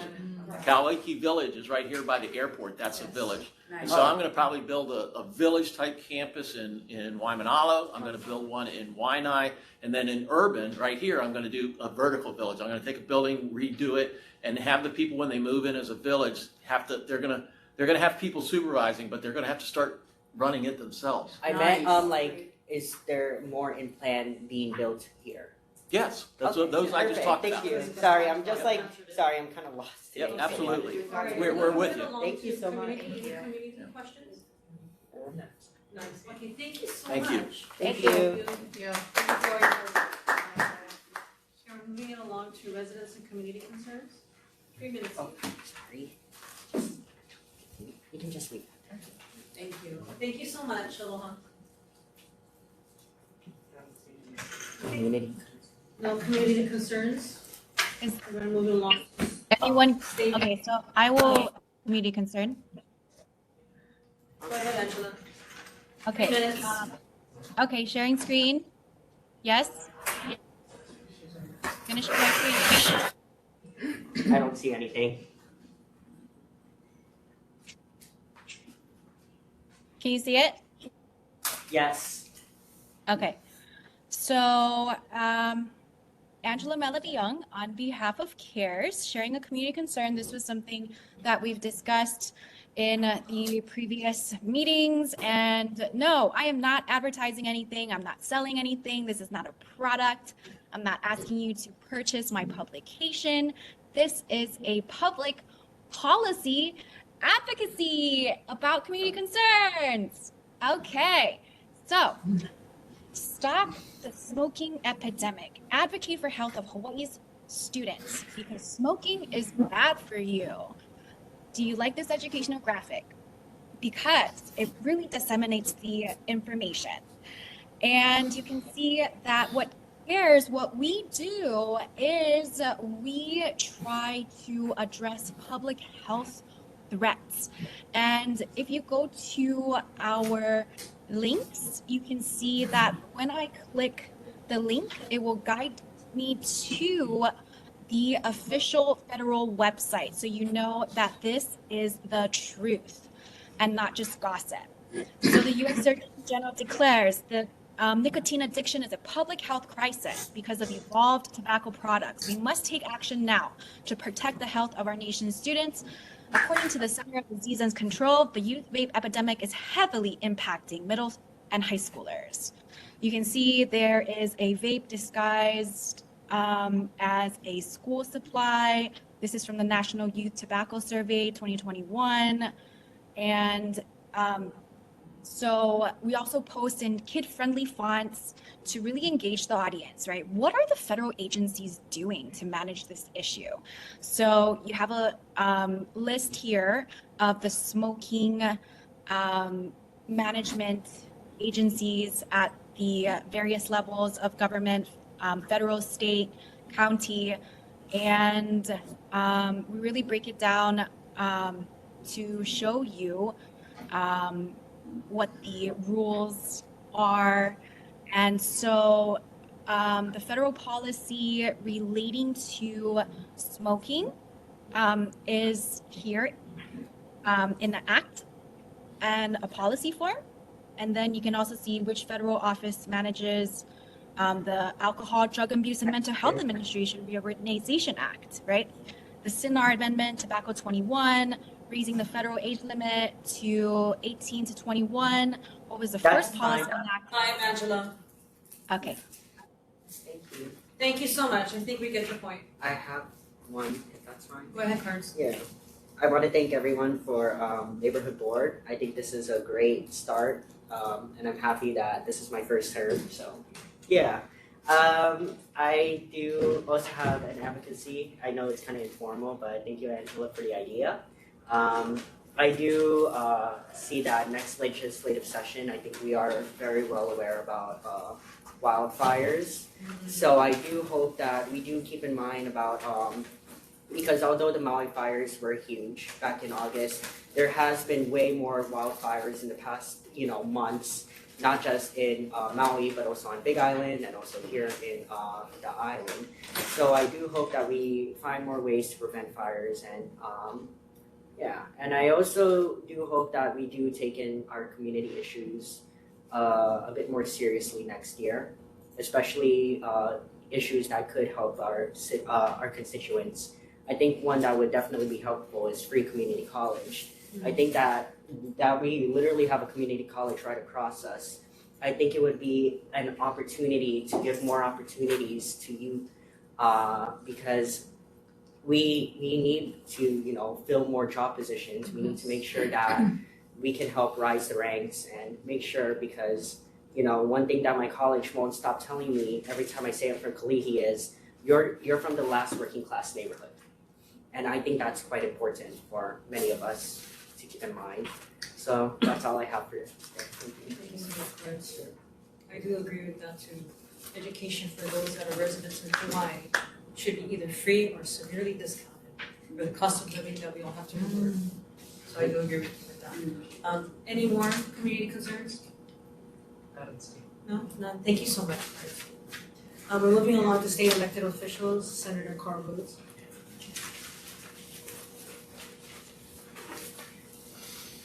Hi, everyone. Hi. Nice to see you again after all. It's been a while since I've been here in person. It has been. So first off, I have just announcing that the governor has released $16 million in capital improvement projects funds for the construction of the new Palama container and terminal wharf and dredging project in Honolulu Harbor, so right in the middle of your guys' district.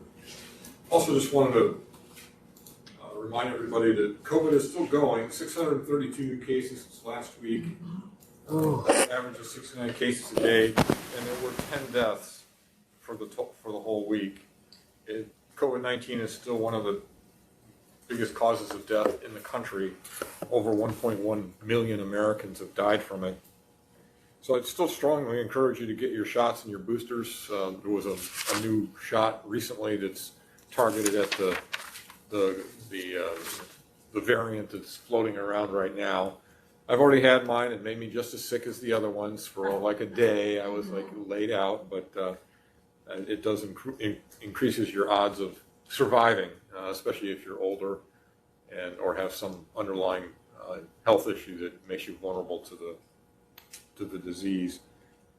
And I encourage people, especially those who are living with somebody who's vulnerable or vulnerable themselves, to keep wearing masks inside when there's not a lot of circulation.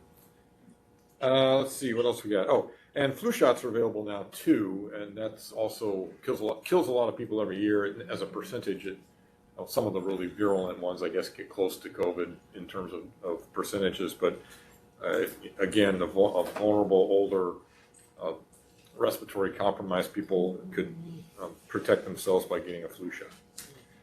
I did want to just follow up a little, just briefly on the mental health part of the presentation we just made. One of the most difficult, or I think probably the most difficult segment of homeless people to reach are people who are mentally ill and sometimes or drug addicted, who have a mental illness where they don't know that they're mentally ill.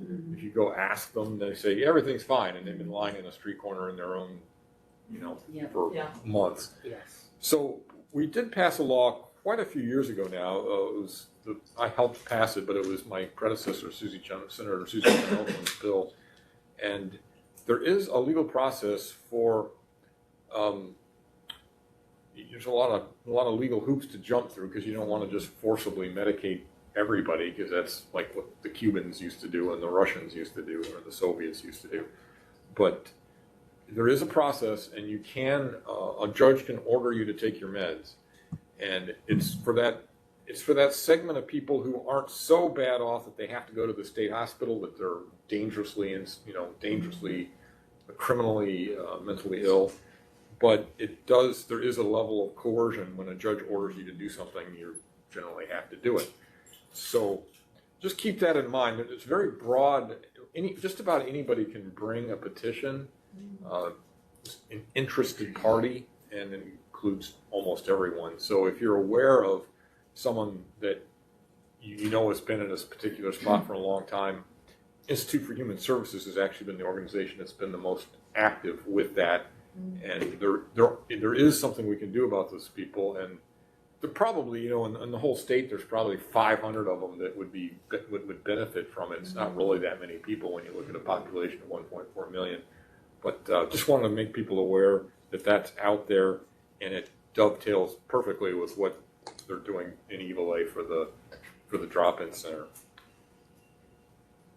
And the legislative session starts in January, which is only 2 months away, which is hard to believe, but there it is. So if you have new bill ideas, and I've worked with Sherry Banyas and I think Evelyn too, remember calling on bills, but if there's new things or things you'd like to see reintroduced, please let me know as soon as you can. Yeah. That's my job, so, I can't complain if you take me up on it. And you can contact me at 586-6130, 586-6130, or the email is senroads, S-E-N, and my name, senroads@capital.hawaii.gov, and we'll certainly help if we can.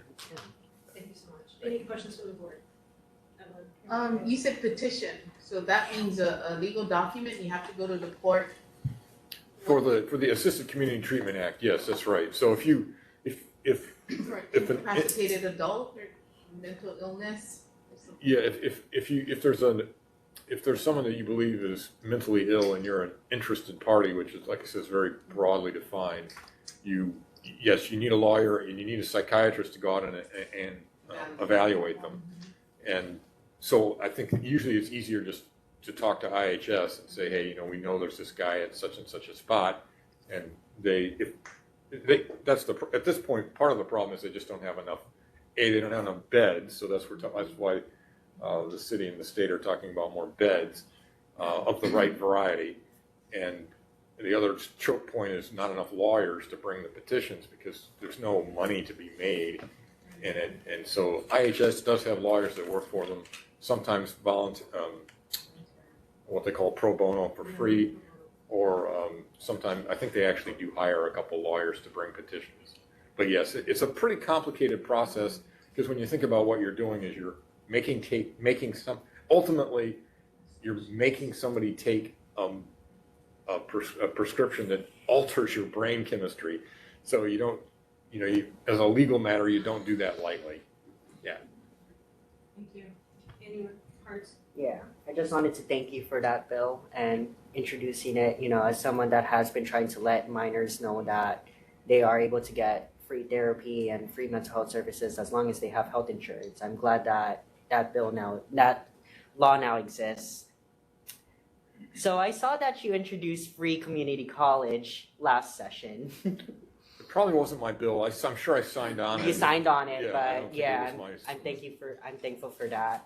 Do you plan on co-sponsoring it again? I'll do it again I'm happy to introduce the bill, but if somebody else is doing it, it's just as easy. I don't need to introduce a new one if somebody else is doing it. Yeah. So let me know. I'll be happy to sign up. Thank you. Sorry. Hey. I'm gonna ask that part again about, I know we have, like you said, the ACT system that we have currently. Does the Ninth Circuit, that ruling that with California, does that in any way disrupt that, make it harder? Is anything for us? I don't know which opinion you're talking about. It's the one that San Francisco, I think it was City County San Francisco versus ACLU. It was the last Ninth Circuit ruling that just came out. I'll look for it. I'm not aware of it either. You've mentioned it before, so I guess I'm out of the loop on that. I'll send, it is the.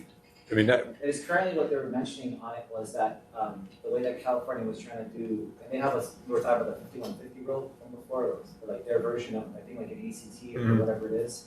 And the Ninth Circuit struck it down, or from my understanding. I'll send that information to you. I was just curious. I think the answer is no, it doesn't. It doesn't affect it because these laws, we didn't invent this. We copied something from New York that had been around for 50 years or something. So I doubt that it would. It might modify it somehow, but I don't think it gets rid of the concept because you go back to we can take people and we can put them in a state hospital where they can't leave the building, and we can forcibly medicate them. Right. So non-forensic, right? Yeah. Well, in Hawaii, it's almost all the patients are forensic, but it's yes, you could use it for non-forensic. But I'd like to see it because it's important. Yeah. Any questions from the community? I have a question. Go ahead, Angela. Okay, so Hawaii Children and Youth Summit, which proposes to the Keiki Caucus, was created in 1990, chartered by law in 1994 by Senator Suzanne Chun Oakland and another former representative. The Keiki Caucus proposes, drafts, and supports policy changes to improve the lives of these Keikis. And in October, Hawaii Children and Youth Summit brought the children together to strategize solutions, which requires statutory changes to be implemented at the county and federal level. And the children said mental health awareness is important, and that there should be classes to educate students about importance of serious mental. Thank you so much, Angela. You're froze. We're gonna move on. I was the head of the Keiki Caucus for a couple of years. Yeah. So, Ooh, yes, nice. Carl, I've known you for a very, very long time. And you have done everything that you can possibly do and continue to work hard for the people of Hawaii. Ayo. Thank you so much. You do pay me a salary, so you know. You do all pay you and you do a great job. Thank you so much. My money's well worth. Happy holidays to you and your family. Thanks. My phone died. Sorry, we're moving along already, Angela. I'm sorry, your phone died. We're on Senator Donna Mercado Kim. All right, Team Kate.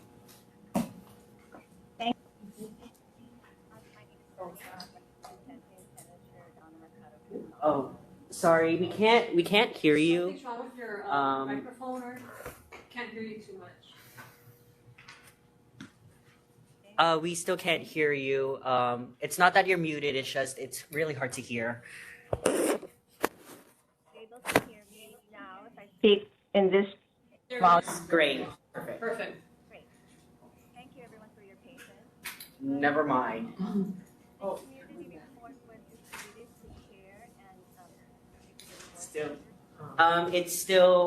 It's actually bad. Something's wrong with the microphone, or can't hear you again. I'm going to change mic. So, Okay. Okay.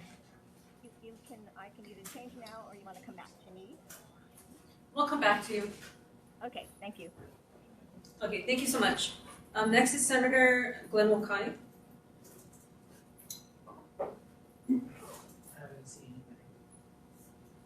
Okay, moving along, Senator Daniel Holt. Thank you. Thank you. None. Representative Sunny Gannigan.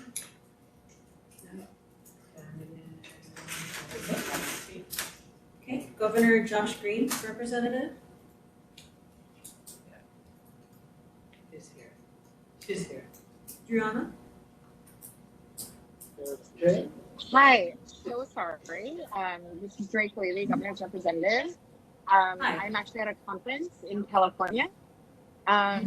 We don't have an update other than the governor's newsletter, which I will drop in the chat, but open to any questions that the neighborhood board may have for the state's administration. Sorry. Okay, any questions from the board? Ken? I don't know if this is a question or more of a comment. I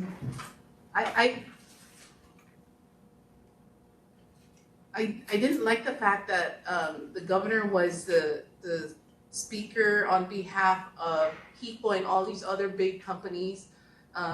The Maui mayor, the governor of Hawaii, HECO, and some other Kamehameha schools offering people who lost their lives $1 million. Like, I thought that wasn't his place to do that.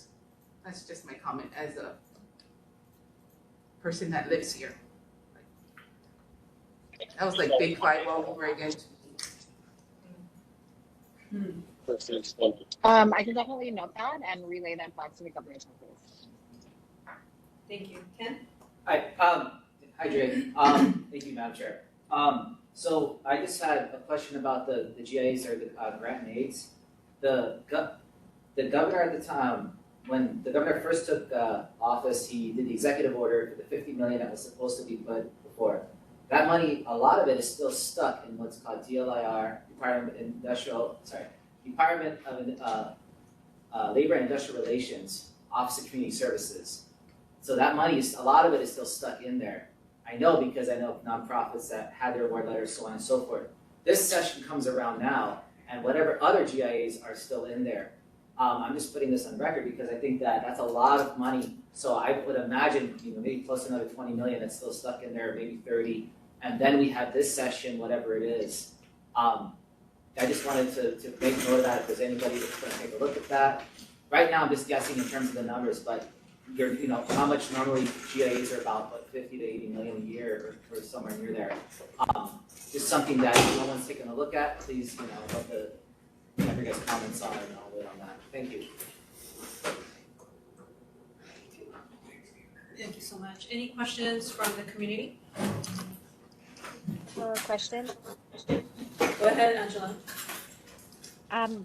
I was wondering, where are they moving the Kahale to? That's just a concern. I don't have a response for that question at this time, but certainly happy to check with the governor's office to verify. And I'll get you an answer before next month's meeting. Okay. Any more questions from the community? Hearing none, thank you so much. And then we're going to go back to Senator Mercado Kim, Representative. Thank you. The community report was distributed this afternoon to Chair and the neighborhood board members. So if any other community members are out there that need a copy of this community report, please contact Senator Kim's office, and I will certainly be glad to send you one via email. I'm going to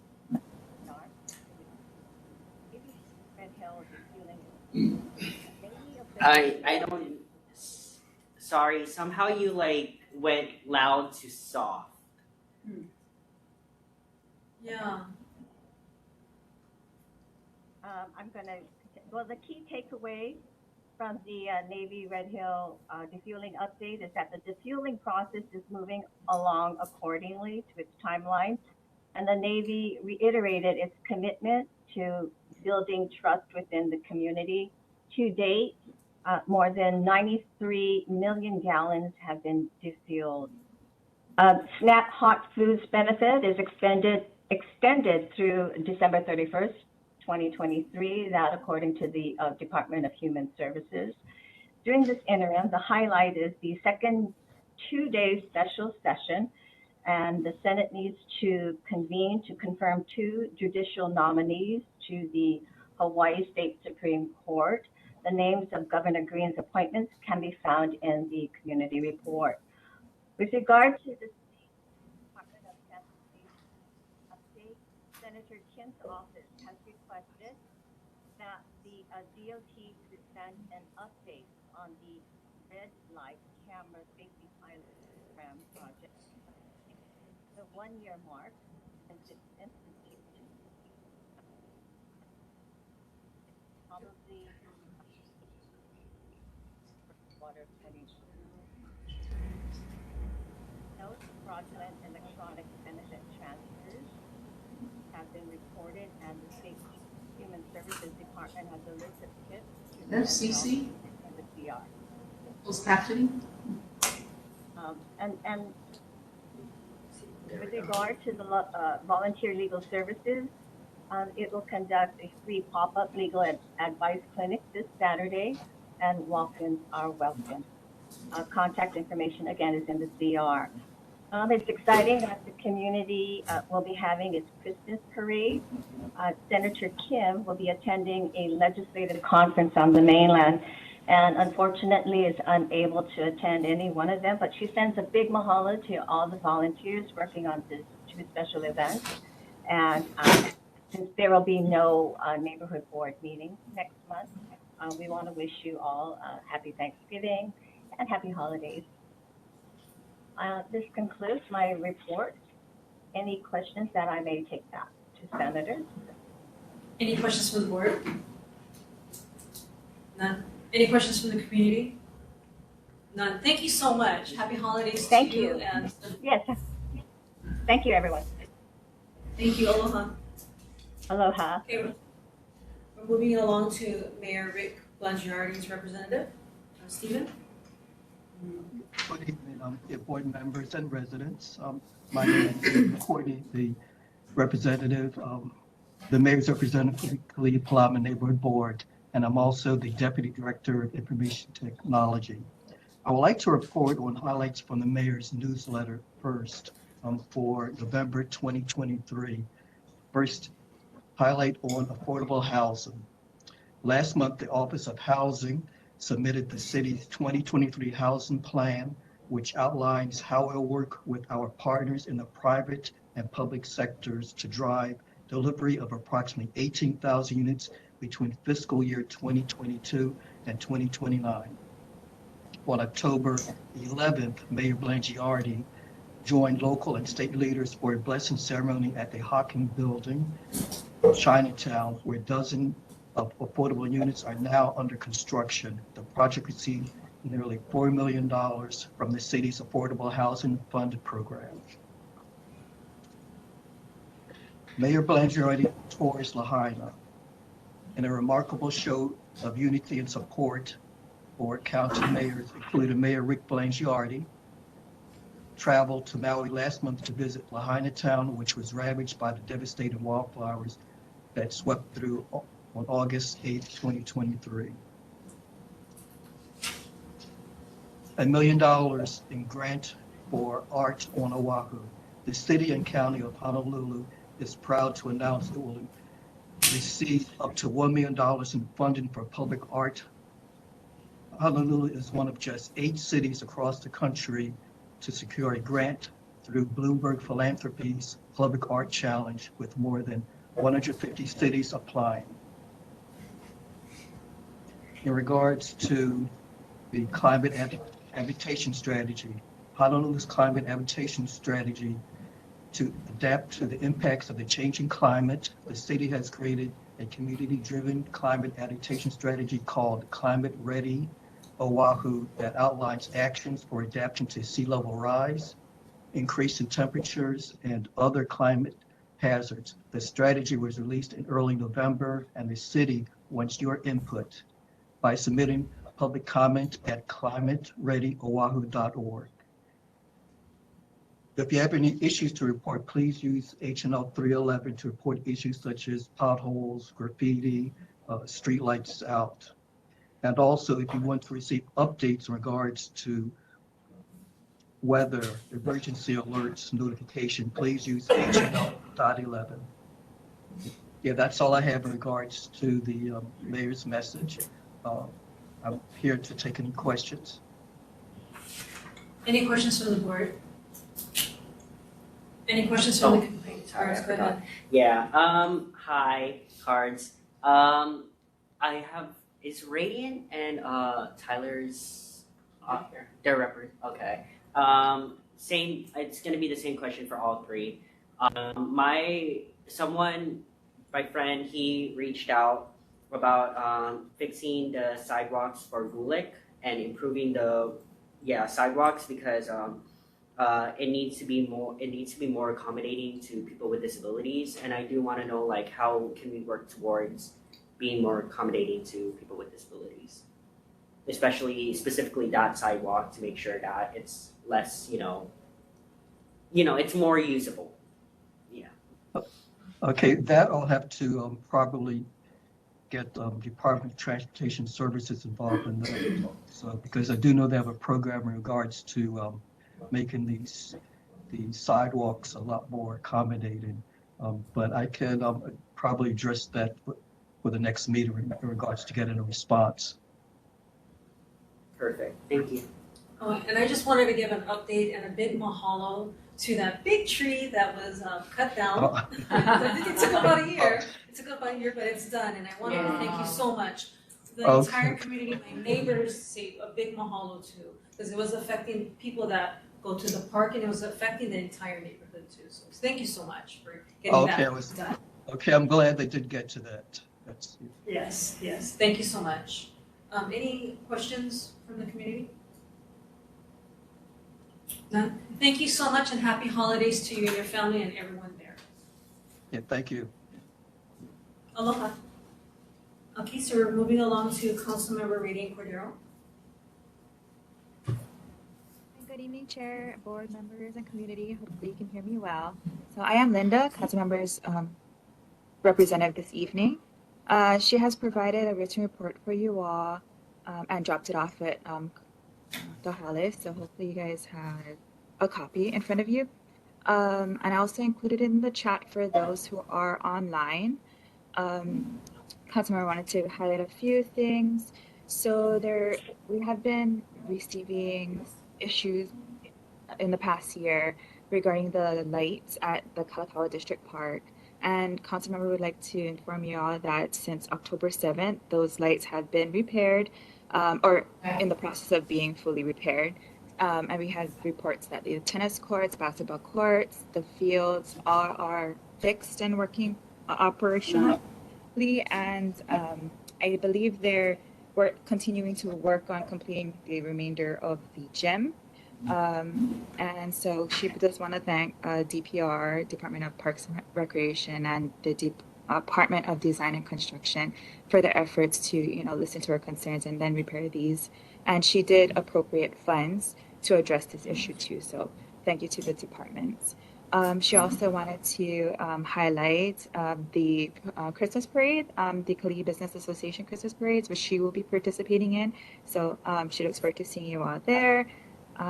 Additionally, on the second page, she wanted to highlight that the Department of Environmental Services is doing an overnight sewer construction on Hart Street and Nimitz Highway, and that began November 12th. She just wanted to give you guys an update to notify you guys, notify you folks on that construction going on. So the Nimitz Highway is scheduled until tomorrow and the 16th, and the Hart Street Sewer project is expected to be completed by next year, March.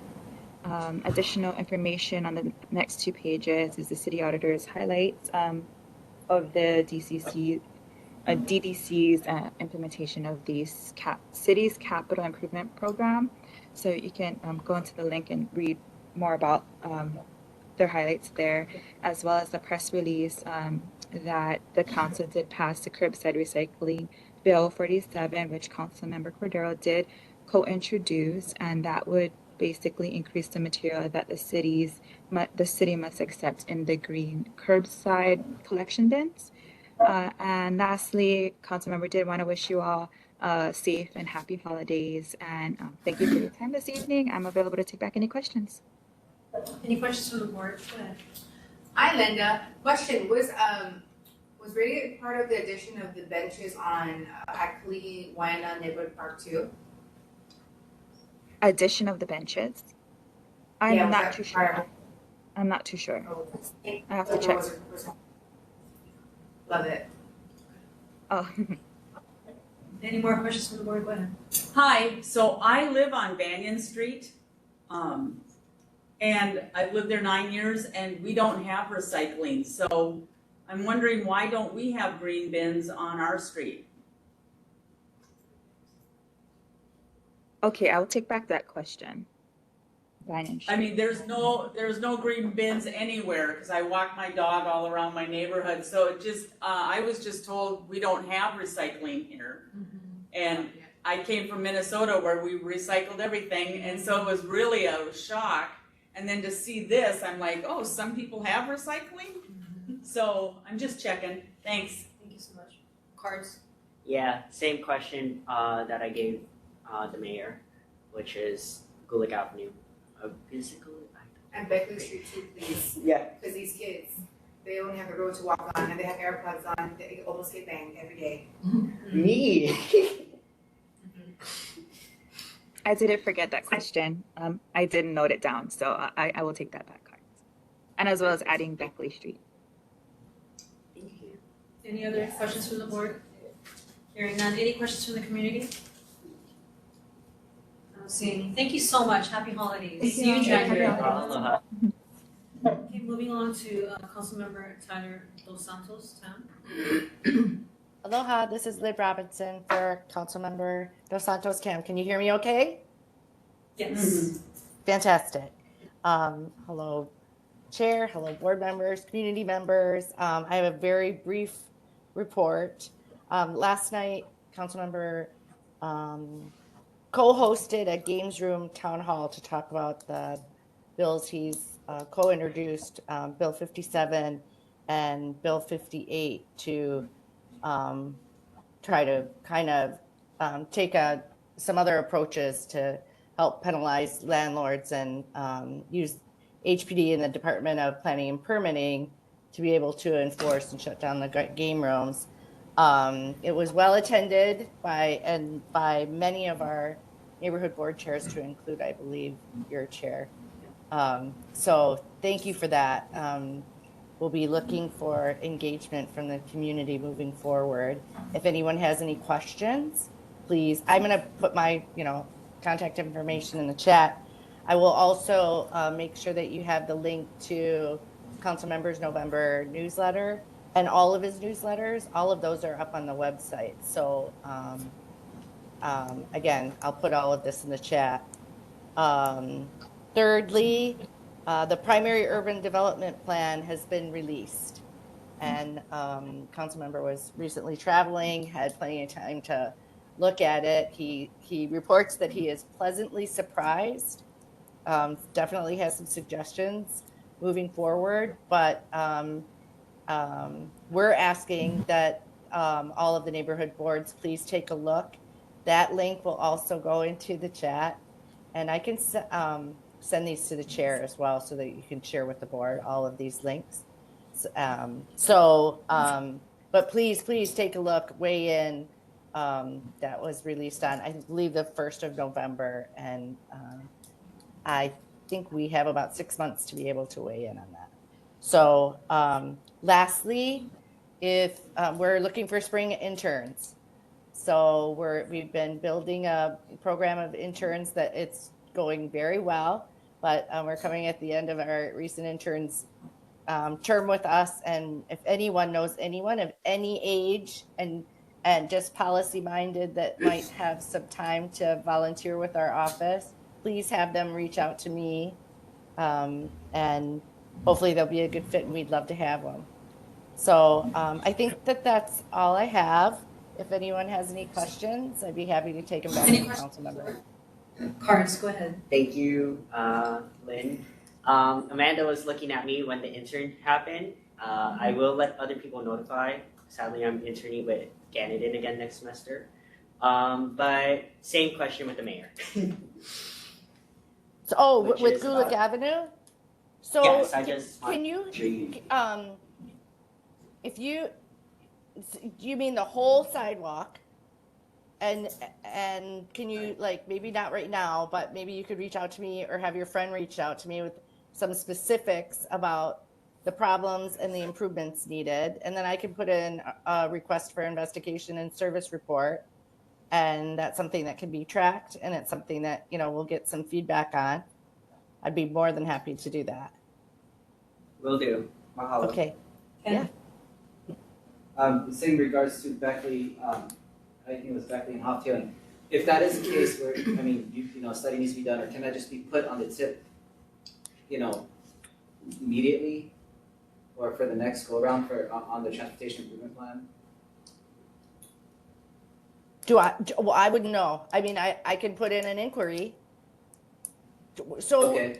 Yeah, and what's helpful for me is just to know very specifically what kind of improvements we're looking for, right? So what is the need, what are the problems, and what kind of improvements do we want to see? And I include all of that in the request. Okay, that would be like whatever the request is, but like if it can be put on the tip, the next go around or whatever if that is possible. Do you mean for the urban development plan? No, just the regular tip. Just the regular tip that happens every year. The transportation improvement plan. Okay. I'm gonna have to get back with you because I'm not all that familiar. I'll message you. That's on the transportation committee, so I'll talk to you later about that. Ken will talk to you on the side about that. I appreciate that. Okay, we can. Yeah, go ahead, Dios. Hi, Lynn, sorry. On the app for how people can make requests to add or if they have concerns regarding the streets and all that, what is the process of investigation? The 311 app? Yeah, that's what it is, HNL. Yeah. So, you make the report, it should get referred to the, look, thank goodness. I think Steven's gonna weigh in. Okay. I could add. I could add more about the HL 311 because that's actually comes out of my department. And we have developers right down the hall from me. But in any case, with HL 311, if you see an issue like regards to an issue like with a broken street light, flooding, whatever, there are actually canned links in there. So you don't have to know like which department it goes to. If you're trying to think, should it go to transportation department, facilities management, or whatever, the canned one, so it knows that it goes to this particular department, so you don't have to think about that. And so that goes into a report, and on our end, it goes into a system called OneView, and it gets sent out to that particular department, and they will come up with a response regards to how to repair it or whatever. And we keep track of that issue as well. And it goes back out onto HL 311 so that a citizen can keep track of it as well. I try to make sure that the particular departments will also respond to it and provide notification, hey, this is where we are at this point. Because I use it myself because I have a legal dumping that happens on my street, and I need to get either DFM or environmental services out of my street to get that rubbish that somehow mysteriously appears up overnight at times. And I'm talking about tubs, dishwashers, whatever, will just show up at nighttime. But again, that's what I use HL 311 for. So, sorry. Is there any way through this board to have the investigation pushed to the top as far as safety concerns go? I sent in multiple requests since July. My dog passed away due to a hit and run on my street, which is Beckley Street. And I requested that they either have speed humps or speed tables. And also even just sidewalks being repaired on that street, because that is the main street that the kids use for schools. It's the main street for Farrington, for Kalihi, and for Kalakaua. And so is there a way we can push that request to the top? I mean, I don't need to be that person, but I mean, what's it gonna take for, a child to get hit? You know what I'm saying? So. Okay, yeah, it's kind of hard to respond, but what, if I kind of knew like exactly which number it is or even your name, I could actually find it in the system and try to get that particular department to respond to it. So I can help push it along from that respect. I appreciate that. I will contact you directly after this meeting. Okay. Yes, just look for, you can email me, stephen.courtney@honolulu.gov. And if you just give your name, or if you happen to know the actual number in the system, and I will find out who should be responding to that. Thank you. Appreciate it. I just wanted to make the comment that I've used Honolulu 311, and it worked great for us when we were over here trying to report stuff going on Kanoa Street. Thanks. I appreciate that. Thank you. I second that. It's running pretty good. Thank you so much, Stephen, again. I'm going back Stephen, to, thank you for the assist. Going back to Lynn, any questions from the community? Question? Hearing none. Thank you so much, Angela. Yeah, thanks. Yeah, so previously I had questions for Councilmember Radiant, and now the district boundaries have changed. And so now, the questions will be for Councilmember Tyler. Although it's not my place to direct others to plan park cleaning events, I'm just wondering if there will be other events happening soon. Oh, good question. Thanks for asking, Angela. We do. Most of those, while some of the park cleanups, and I think that we've done about 6 now, some of them are based on need, but many of those are based on anniversaries. And so when we were just in Peter Buck Park, that was because of a 50th anniversary that came up this week. So if you can always check out our newsletter, and we'll let you know, way in advance. And then I hope to see you out there again. Okay, thanks. All right. And I just have a quick comment. I just want to thank Tyler too for being so active in the community, and just you can really tell that he loves our community, and I'm really thankful to see all that he's doing, so mahalo. I will absolutely take that back, and he does absolutely love his community, so that's kind of you, yeah. And Lynn, if you can let him know, I really appreciated that meeting at the club last night. Good. And of the discussion, the thorough discussion. Please let him know that was greatly appreciated. And I brought a family member with me that is a kapuna, and we're all registered voters. We really do appreciate his engagement and everything that he does. Yes. And we will Thank be you. voting Thanks for him. bringing a community member too. And whatever engagement, at whatever level you want the board to have in moving this game room stuff, if you have more questions, please reach out. And, we're happy to work with you folks. Thank you so much. Hearing there's no other questions, happy holidays to you. Happy holidays to you. Have a great Thanksgiving. Stay safe and healthy. Thank you, you too. Okay, and so now we're gonna go to committee reports. Is there any reports for safety? No, that's okay. Safety? I don't have any, that's okay. Yeah. Education, any? I Meeting would on the like- 30th? Yeah, meeting on the 30th, would like to work on a resolution. Okay, sounds good. That's it. Health, any committee report for health? Okay, we're all in holiday mode right now, so that's okay. We'll reconvene in January. And please let me know of any meetings, that would be great. So we're gonna move on to community resources and educational institutions. City and County of Honolulu Office of Climate Change, Sustainability and Resilience is creating a long-term disaster recovery and post-disaster mitigation plan for Oahu. Please click this link to take the LTDR Plan Community Survey and contribute your mana'o to the planning process. www.surveymonkey.com/r Long-Term Disaster Recovery Plan. For more information about the LTDR plan, please visit the project website at www.resilientoahu.org/disaster recovery. Feel free to send any questions or information requests you have to Honolulu Recovery Plan at hhf.com. Announcements: the next Kalihi Palama Neighborhood Board number 15 meeting is scheduled to be on Wednesday, January 17th at 7 p.m. Location to be determined. The board will recess December meeting. Happy holidays. Kalihi Palama Neighborhood Board number 15 recordings can be seen on Olelo Channel 49 or at www.olelo.org/live at the following times: first Monday of each month at 9 p.m. and second and fourth Thursday of each month at 11 a.m. Meeting is adjourned.